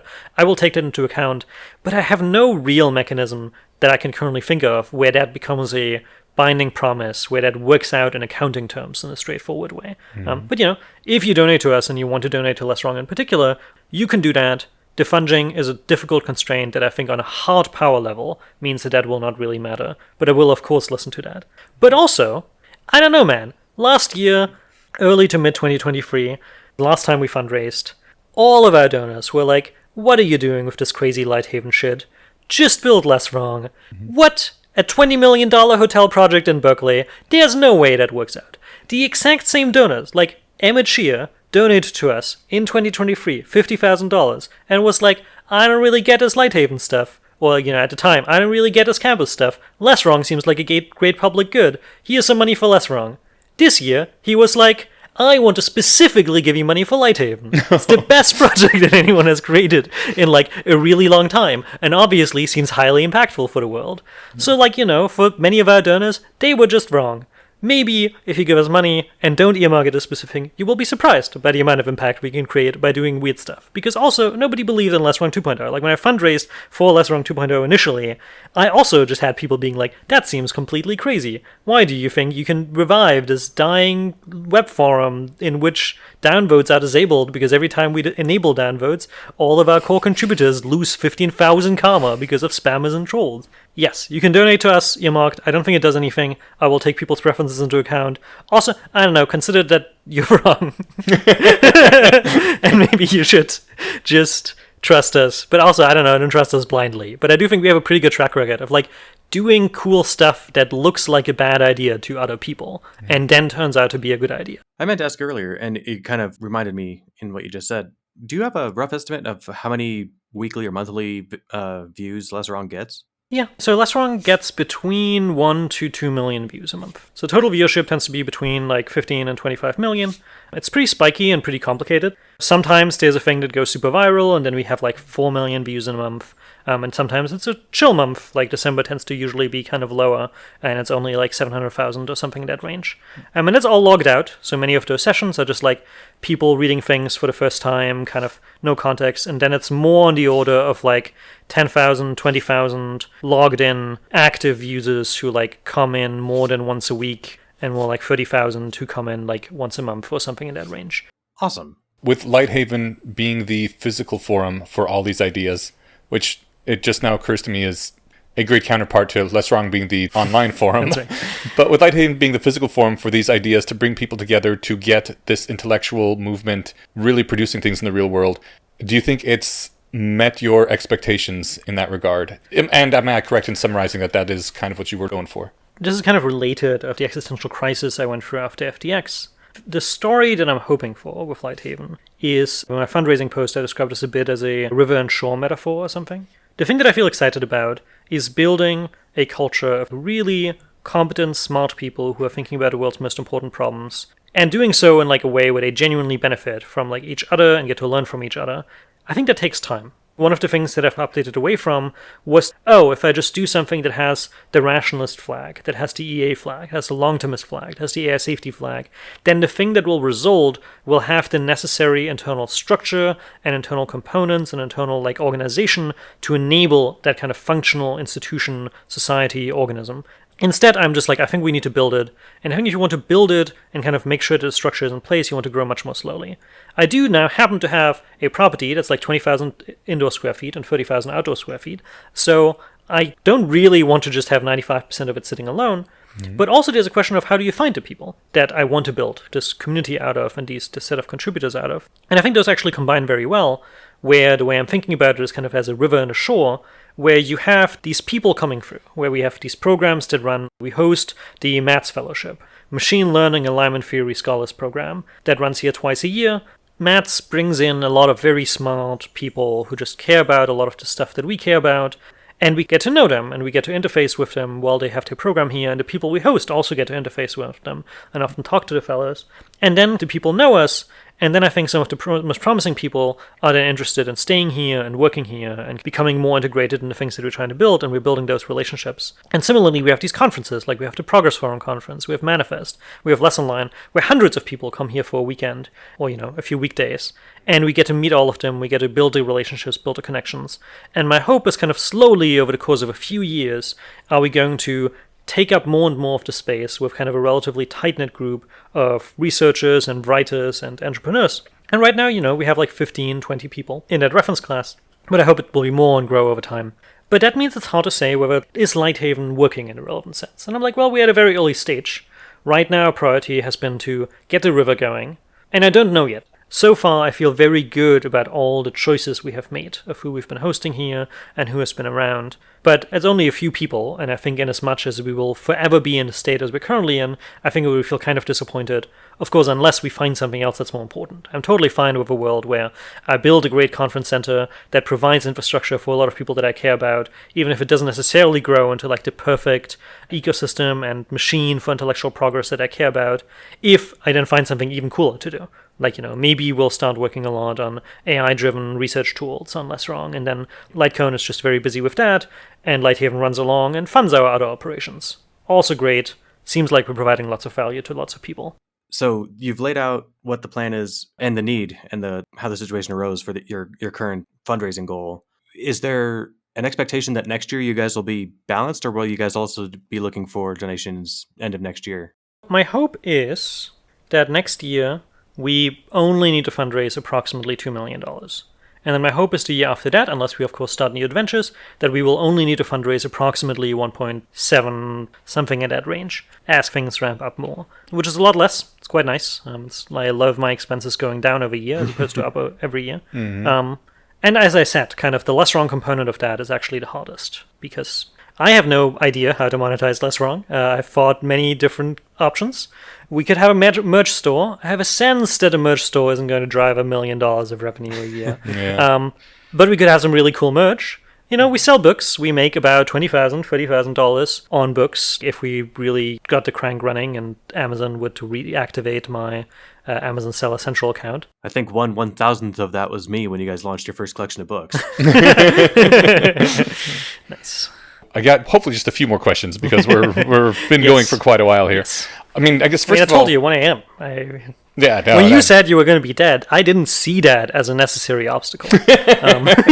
I thought Stephen here would have my back. Like, I thought that Ineash might be dead, but I would have another few hours going with Stephen, I guess. Oh, man. Most days, but I'm afraid he's in a later time zone, so yeah. Yeah. What happens if the funding goals aren't met? Yeah, it's really not nice. So if we raise less than $2 million, I think we're kind of fucked. We have 2 mortgage payments due. If we don't make them, the thing that happens by the contractual agreements of the mortgage payments is that we enter default. When default happens, it's a bit complicated. There's a bit of settling up to be done. I think probably Litecoin as an institution survives. I don't think it necessarily has to go fully bankrupt, but we now have to sell LightHaven, figure out how to sell it. Selling it alone is a huge effort that would probably consume 6 months to a year of like 2 or 3 of my staff. Wow. Because just like you have to renovate a bunch of things in directions that are more commercially viable. That's kind of just hard to revert for an external buyer because they know the property less well. And then you have to find a buyer, and it's extremely weird property. So like you're going to kind of lose $500,000 to $1 million in just like staff time. And then also, all the effort and all the work that we have done into the property gets lost. And it would also end up being a huge morale hit for my organization. My guess is we would survive. We're a pretty tight-knit crew. I also, of course, think it would majorly hurt our relationship to Jan, who gave us a mortgage, who would probably end up taking a loss on the mortgage, given that we can't fully fulfill the relevant obligations. And so, therefore, who knows what would happen to our future philanthropic funding in that respect. And I think he would have a lot of justified frustration. Yeah, that would be quite bad. I do think 2 million is kind of a place where, as a result of kind of the LightHaven project, one of the things that we did is we purchased one of the there were kind of 5 houses around a courtyard that made up the property that we purchased. And then also there was another house that happened to come into the market at almost exactly the same time, right next door, that was on the market for roughly $1 million that we also purchased. That one we didn't purchase with a mortgage, and so we currently own it fully in cash. Oh. We've been trying to take out a mortgage on it so that we can just finance that as opposed to needing, this year deal with such a large shortfall. Banks are very, very confused about loaning us money, and so it's very annoying. Also, kind of hilariously, banks, we've been trying to talk to multiple banks. Since the financial crisis, they have these very interesting internal divides that make it very hard to explain to them non-standard business agreements. I think there was a lot of problems in the housing crisis where they had too much judgment. And so one of the things that seems to have happened, I've been talking to people I was on a call with a guy from a bank who we were arranging a mortgage with, and we were almost all the way through. And then they were like, hey, maybe the deal is going to fall through because the assessor that we sent over said that the house is not currently ready to have 2 people sleep in and be ready for a single family. And I'm like, no shit. It's used as an event space for a conference venue, as I told you. And then he was like, well, I understand. However, the space is zoned as a single family home, and ever since 2008, I am not allowed to talk to the assessor who comes to your house and assesses whether your house meets the criteria. If I were to send them an email and explain the details to them, I would get fired immediately. Whoa. And I was like, okay, that's nice, but can you explain to them that this classification makes no sense? And he was like, no. And so it's been fun to take out a mortgage on. My best guess is we would do it somehow. If it really came down to the wire, I think we would somehow figure out how to take out a mortgage. We might end up doing it at elevated rates. And in some sense, that really sucks too. If we have a $1 million mortgage, if we take a house, we take out $800,000, $1 million on a mortgage, and we get subpar rates, 11%, 10%, something in that range, which is not implausible if we have no other choice, and we sure do look like an organization that is about to run out of money because it can't fulfill its debt obligation, and so should probably be given higher rates for the interest payments. Now you're talking about an additional $100,000 we have to pay each year in interest payments alone, plus an additional $100,000 we probably have to pay in principal, at least. And so now you're talking about, well, $200,000 more we have to come up every year if we fall short of the $1 million. That sucks. Not great. And so $2 million is kind of the cliff. If we meet that, I think we will survive, but, long-term burn rate will, I think, be kind of less good and somewhat suboptimal. $3 million is where we're good. Less than $2 million, probably will survive at 1.8. At 1.5, I think we're in a really, really tricky spot.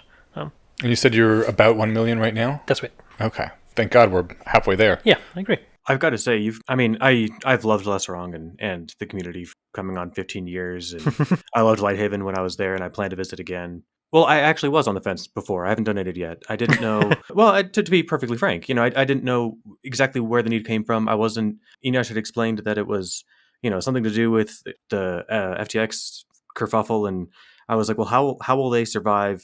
After this, is this just going to be a perpetual thing? And I think, and of course, why $3 million? And you've given really satisfactory answers to both. And I'll be donating before the end of the year. Thank you. I encourage anyone who has the means to help out as well. I think that you guys are doing really important work, and I am running out of ways to say that without just repeating myself. Oh, thank you. Also, if you donate to us, because we have a physical campus, you can get things named after you. You can dedicate objects to whatever virtue of rationality you care most about. It doesn't have to be your name. We've had people who were like, please name the power adapter of the electric keyboard in your central room after us, because last time I tried to play the keyboard, it was missing. So if you name it after me, you have to find it first. And so next time I come visit, I will be able to play it. Awesome. So, you can use your naming rights. You can go wild. I really like the idea of just like, there's a physical space. I think physical spaces really, as opposed to in many ways web design actually being very constraining in that way, leave an amazing amount of surface area to pay respects and add detail that just like pays homage to the people who made the place possible. And so if you donate to us, you too can name the power adapter of a Yamaha keyboard after you, or if you're more boring, you can get a bench. Yeah. So two things on this. Like, if you're more adventurous, I know someone has gotten an entire garden section named after him for donating a very large amount. It's a gorgeous place to have named after you. I've heard people compare this place to like the Academy in ancient Athens or the Bell Labs, and like that this is how this place may be remembered in the future. And just having your name on some part of it is amazing, especially when it's the goddamn gardens. We announced in our last episode, we recorded it just as the fundraiser was starting, that for $1,000 you could get your name on a bench. That sold out so freaking quickly that you guys had to up it to 2,000, right? Yeah, we ran out of benches. We're like, man. Yeah, but you can still like get your names on other things. Is this 2,000 now for most physical objects? Okay, cool. But also, if you donate less and you have a specific. We were considering going full libertarianism microeconomics. And like, $50. Plastic knife. Put it in a laser printer, cut it. It's one use, Yeah. So yeah, many options here for where you can have things named after you and just be here for I don't even know how long. As long as the plaque lasts, I guess. Indeed. LightHaven used to get more funding from philanthropic organizations, and I heard at least a little bit of speculation that okay, this place is amazing. I was talking with someone else, like, one of the reasons it's amazing is because it is, like, less wrong in a physical space, in that ideas are taken seriously. What people care about isn't your particular position on an issue. They care about whether you really want to know the truth, whether you're genuine about that and you're curious about things. And as long as you are, people are willing to engage with you and like ask you things and talk with you, even if your ideas are kind of non-standard. I guess heterodox is a term that is often used nowadays. I heard at least someone speculating that you may have received less funding from philanthropic organizations because you tolerate, at Manifest and less online, you tolerate people that are considered not palatable to more left-wing interests. Do you think there's any truth to that? Yeah, totally. So historically, we've been funded a lot by open philanthropy. I think the very straightforward thing that happened is roughly that, like, Dustin Moskovitz, the biggest funder for philanthropy, became very involved in US politics around 2020. I think for kind of reasonable reasons. He was worried about a Trump presidency and become quite involved. I think that context kind of started experiencing a lot more pressures from various political parties and from various political forces in Silicon Valley. And I also think himself kind of started identifying more as part of the left leaning political alliance and Blue Tribe and various things like this.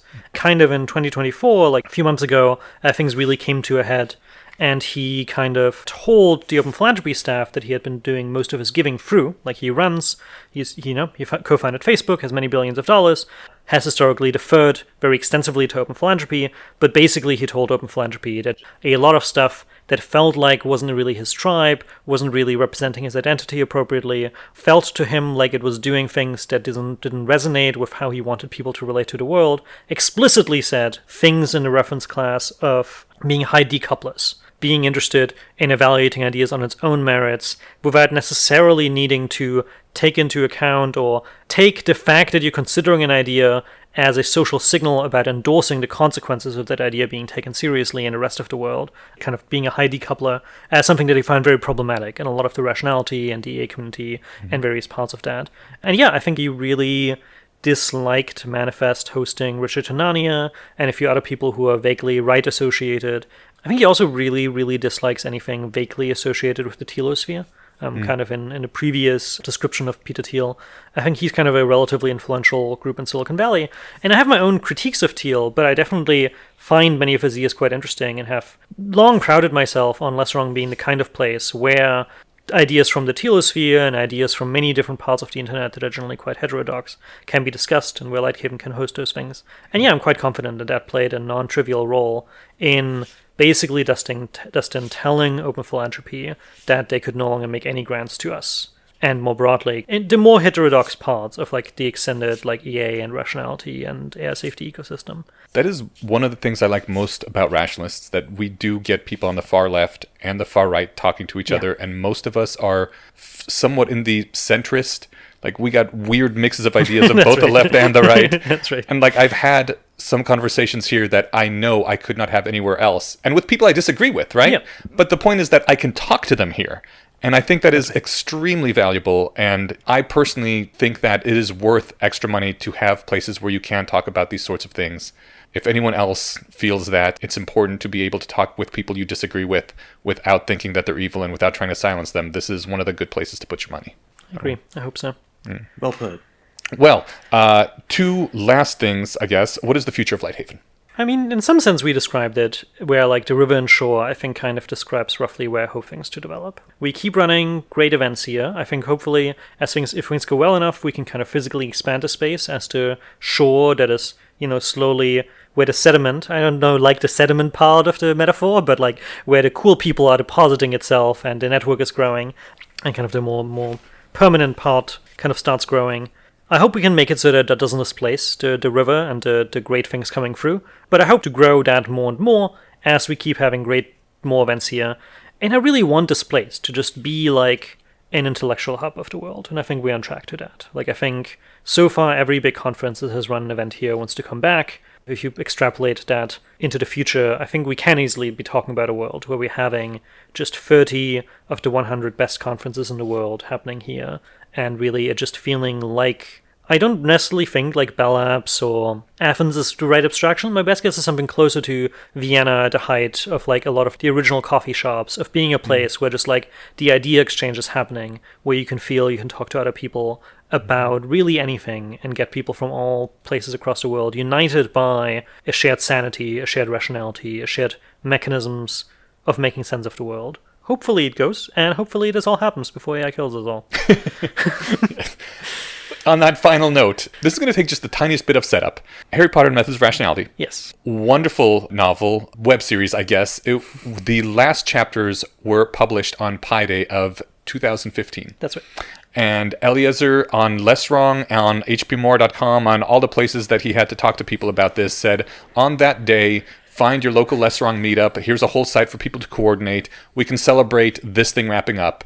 It was, I don't know about everywhere in the world, but many places it was a huge selling point for rationalists to come and meet each other.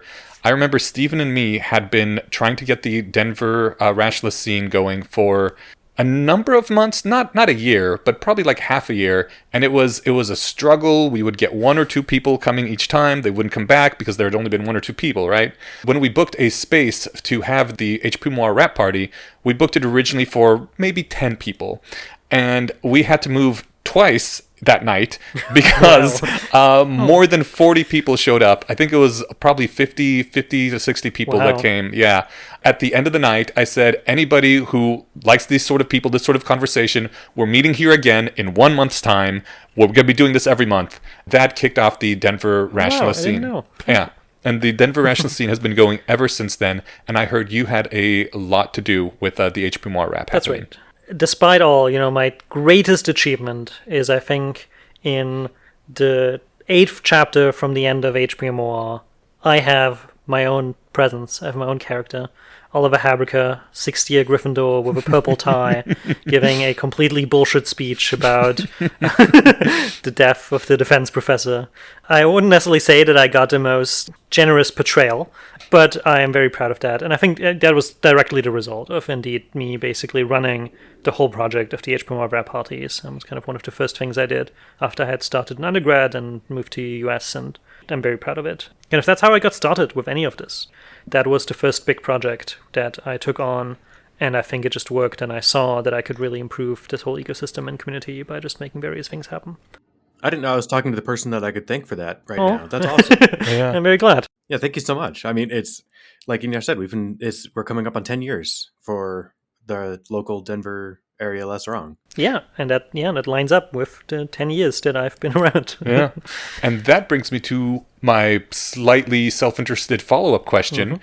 Is there any plans for a 10-year anniversary sort of re-rap party shelling point, getting everybody in the various cities to come together again? Because so many people showed up that would not have come out otherwise. And I don't know if there's other cities that also started their rationalist scenes with this, but if there was a 10-year anniversary, I bet there'd be a boost to the local scenes in a lot of places. I mean, that's a really cool idea. I really don't know if it would work. Yeah, I haven't considered it at all. I wasn't thinking, but the 10-year anniversary of the end of HP Moore, that just seems like one of those things. And Pi Day already is a good shelling point to meet. Yeah. Mm-hmm. Do you know, last year, I think that year it presumably fell on a weekend. We might have to slightly...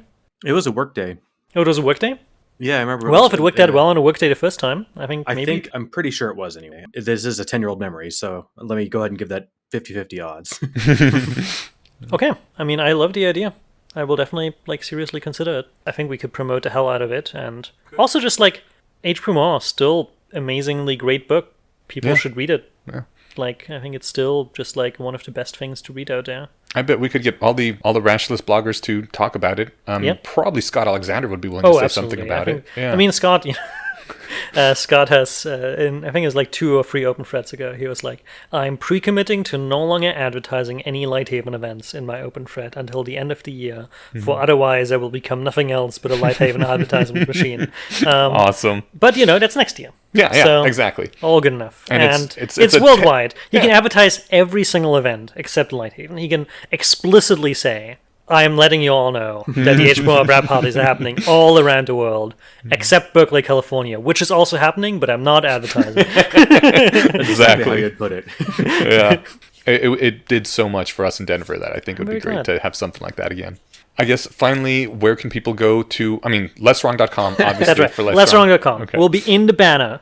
Less Wrong is fundraising. If you're on mobile, there will be tiny $sign next to the Less Wrong, next to the LW. You can click on that. It's also a giant thermometer telling you how far we are to our first goal of $1 million on the front page. If you can't find it, something went wrong. Okay. Either in your life or mine. I'm not sure what. I laughed at first because I thought he was going to ask where can people find you, and the answer is also lesswrong.com. That's right. Of course. If you want to find me, just go on lesswrong.com. You'll probably see me either be in an argument with some random commenter somewhere about AI alignment, or clean up some random moderation thread telling people to please calm down. All right. Thank you for joining us. Thank you. And this has been wonderful, and my stay here has been amazing. Oh my God, I did want to ask, hopefully really fast, maybe 1 minute. What sparked the idea for Eternal September? I mean, the key thing was just we were kind of nearing the end of the year. The end of the year is generally the slowest time of the year, and we were just let's just make a thing that people can come and check out LightHaven when we don't have a ton of events going on. Yeah, it was a very complicated thing where we tried to communicate. We don't have the capacity to make it amazing, but we do think the space is great and the other people here will be great. We tried to do something slightly ironic where we're we are opening the floodgates to everyone, which canonically has caused the Eternal September. Right. It's been an absolutely amazing experience. And as a mere visitor, not a resident, I can confirm it was amazing. All right. Thank you so much. Thanks again, Oliver. Indeed. Thank you. Bye. Stephen, welcome back. Thanks, man. How you doing? I am doing great. We went so long that I think Ollie said his voice was starting to go by the end there. Yeah, I think this will probably hit the cutting room floor, but at some point I had said, hey, look, in 8 minutes, I'll have been at my desk for 13 hours today. I'm running out of stamina. But Yeah. that was about 10 minutes before the end. And no, but the thing is, like, I found it riveting. And I'm not sure how this will work into the episode either, but I jumped out for a few minutes to handle some cat business because we're cat sitting this week. And they were being dropped off and had to get all their stuff in and acclimated and feeding schedules and all that business. So Mhm. we have a couple cats in the house to take care of. And so there's like, I don't know, 20 minutes of the episode I get to listen to. So that'll be fun. Hell yeah. I think you'll have a good time. Yeah, I'm sure I will. I jumped right back in when you guys were talking about Fallout, Vault Tech experiments. I'm like, okay, I need to find the context for this. So, Yeah. You're going to have an interesting time when you get to that. awesome. We should go and do the thing we do right after our main section every time, which is thank the Guild of the Rose, who we are partnered with, which is, it seems a little awkward this week because... We basically shilled for LightHaven the whole time. Yes, exactly. I'm happy to cross that bridge because Okay. the Guild of the Rose and LightHaven have two very different goals. Like LightHaven wants to be sort of like a physical hub for the Rationalist community and host big conferences and stuff like that. Mm-hmm. The Guild of the Rose is more for you, the individual listening. And importantly, a lot of the focus at the Guild of the Rose is on improving yourself and the sanity waterline of both yourself and maybe like other people you talk to. They're trying to help spread rationality to everybody, right? Guild of the Rose is more about improving and getting to that place over time. Yeah, they have the goal and like actual workshops and everything to combine practical life skills, mental and physical wellness, and rational thinking in a way that helps like everybody who participates reach their full potential. Yeah. LightHaven doesn't do that. They do cool stuff, but they don't do that. And honestly, this is not a diss on Oliver. I think that LightHaven is awesome and should exist. But if I had to pick an organization, it would be the Guild of the Rose. Everyone should check it out. Honestly, we've pitched it, I don't know, for a year or two every episode. If you haven't checked out the website yet, see what's going on and be like, oh shit, I've been missing out. I should have checked this out 2 years ago. Yeah. So I was thinking about this on how I would sell rationality to somebody, like just to somebody who just didn't have the same wiring that made them really prioritize truth seeking and life enhancement and stuff. To be able to look at just a real life question of like, will I be happier at another job? And be able to come up with an answer that's useful. People would pay out the nose for that, right? Well, it turns out that there are ways to learn how to make better decisions and make more informed predictions about the future and recognize how good you are at predicting the future. Yeah. And all of that is through rationality training, which you can get from guildoftheRose.org. Oh yeah. And also a link in the show notes. Yes. We believe in this people, and this is why we partner with them every single episode. Totally. I didn't come off too harsh on LightHaven, did I? I'll emphasize that, again, they're doing two very different things. Yeah. I have a small personal feedback. One of the things that Less Wrong does every year is collate the best posts of the previous year. They promote them on the website as like, these are the best ones. And also they put them into a little print book that you can buy. In fact, the very first time we had Oliver on, he was on with Ben shortly after Less Wrong had been rebooted to Less Wrong 2.0. And this was one of the things they were talking about. Like, hey, you can buy these things now. And I think both you and me own the first year's collection, right? Yep. It's really cool. It's a great thing that they do. The reason I bring this up is because one of my posts has been nominated for potentially being one of the top 50 posts of the year, which I find flattering and awesome. The weird thing is, like, it's an out of distribution Less Wrong post. Everyone knows what Less Wrong posts are mostly like. You talk about a cool insight in the world, something that updates you about actual physical reality. I didn't do that. I wrote a piece of fiction, but it was like deeply rat adjacent to the point where like, I think I could put this up on Less Wrong. And I did, and it got a decent handful of upvotes, but it got at least a couple nominations to be in the best of the year. So now apparently that's a thing. Everybody who gets a nomination is encouraged to do a self-review of their post, which he says is like, go back, now that it's been a year, do you still agree with this? How would you have changed what you initially said, etc.? That doesn't quite apply to a piece of fiction, but I'm going to go ahead and write a self-review tonight. But the thing is, if you have read it, you can go to Less Wrong, and I'll put a link in the show notes, and you can leave a review as well. You can either upvote it to be included, or if you think that it's not really actually worth being in the top 50, that there's enough other interesting things that this should not crowd it out, you can downvote it to be in the top 50 as well. It's a short story that I wrote, and I don't know, I'm just kind of excited, so I'm letting people know if you want to review it or talk about it or anything, there'll be a link in the show notes, and thank you in advance, regardless of what you do. Is that the real fanfic is the friends we made along the way? Yes, it is. You know, that came out in October of 2023. Okay. Aren't they doing the 2024 nominations? No. It's always 1 year in arrears. Oh, well, in that case, then yes, this is perfect, and everyone should check it out. This is a lot of fun. Like I said, it's not the boilerplate less wrong post. This is a fun short story. One that I think it must be older than 2023 by now, but another great short story post was one by our good friend Matt Freeman on the Parable of the King. That one is actually also been nominated. Was that in 2023 as well? It must have been. It must Yeah, have been. they always do it like with an entire year in arrears because they want them to be able to age, and so like the ones that people actually remember are the ones that come up and that they've stood at least a little bit of test of time. Awesome. Well, that's perfect. Yeah. I'm all over it. But yeah, Matt Freeman's was also nominated, and so I guess we can also post a link to that one. Huzzah! All right, that brings us to the very last thing we need to do. Yes, Which is, I think our, we love and appreciate all of our listeners all exactly the same. But every week we give one gets a special shout out. And I think I got the privilege last episode. This week we are thanking Captain Quarty. Thank you, Captain. Thank you very much for your support. I salute you as you are a captain, and also I see you on the Discord all the time, so thanks for your contributions there too. You're awesome. Yeah, Cap, you rock. We see you around all the time. Thank you for your support. It means a lot. It does. It helps us keep going. It's going to pay for the new mixer that I am buying, hopefully in the next 2 days. You think that's all right? Yes, it's about time. Okay. This one has been at the... It's been knocking at death's door for a while, and we're finally answering. Gives us some compensation for stuff, and pays for hosting costs and everything. So, again, Captain QWERTY, you rock. Anyone else who wants to support and/or hang out with people, check out the Discord link in the show notes. There's also a link to our Patreon and our Substack there. If anyone else wants to throw a couple bucks our way, we're super into it. We really do appreciate it. The money helps. It helps everyone keep going. It's the unit of caring, right? Yes, If you care about something, this is one way to show that. absolutely. As I learned when I donated a significant chunk of my income to LightHaven this year. Yes, and you will be immortalized for it. Oh, Yeah. Also, this is a very special Christmas episode. Oh yes, we don't usually air on Christmas, do we? But this is urgent news, people. It is. We always take off the last episode of the year, but not this time. And that means that not only are we putting out one extra episode this year, we are putting it out literally on Christmas because that just happened to be how the days lined up. Merry Christmas if you happen to be listening to this on Christmas, and if not, happy Christmas and/or whatever holidays you like to enjoy. And if you hate the holidays, happy winter. And we're on the other side of the solstice, so happy longer days. Yeah. We wanted it to go out before the end of the year for the obvious reasons. To be clear, I believe they're taking donations past December 31st. Oh yeah, they're taking donations all of next year too. It's just that if you donate before the end of the year, you can take that money off on your taxes this year because it is a 501c3. Oh, I didn't know that. Great. All right, well, people should do that. Yeah, we should have clarified that. Steven, this was a delight.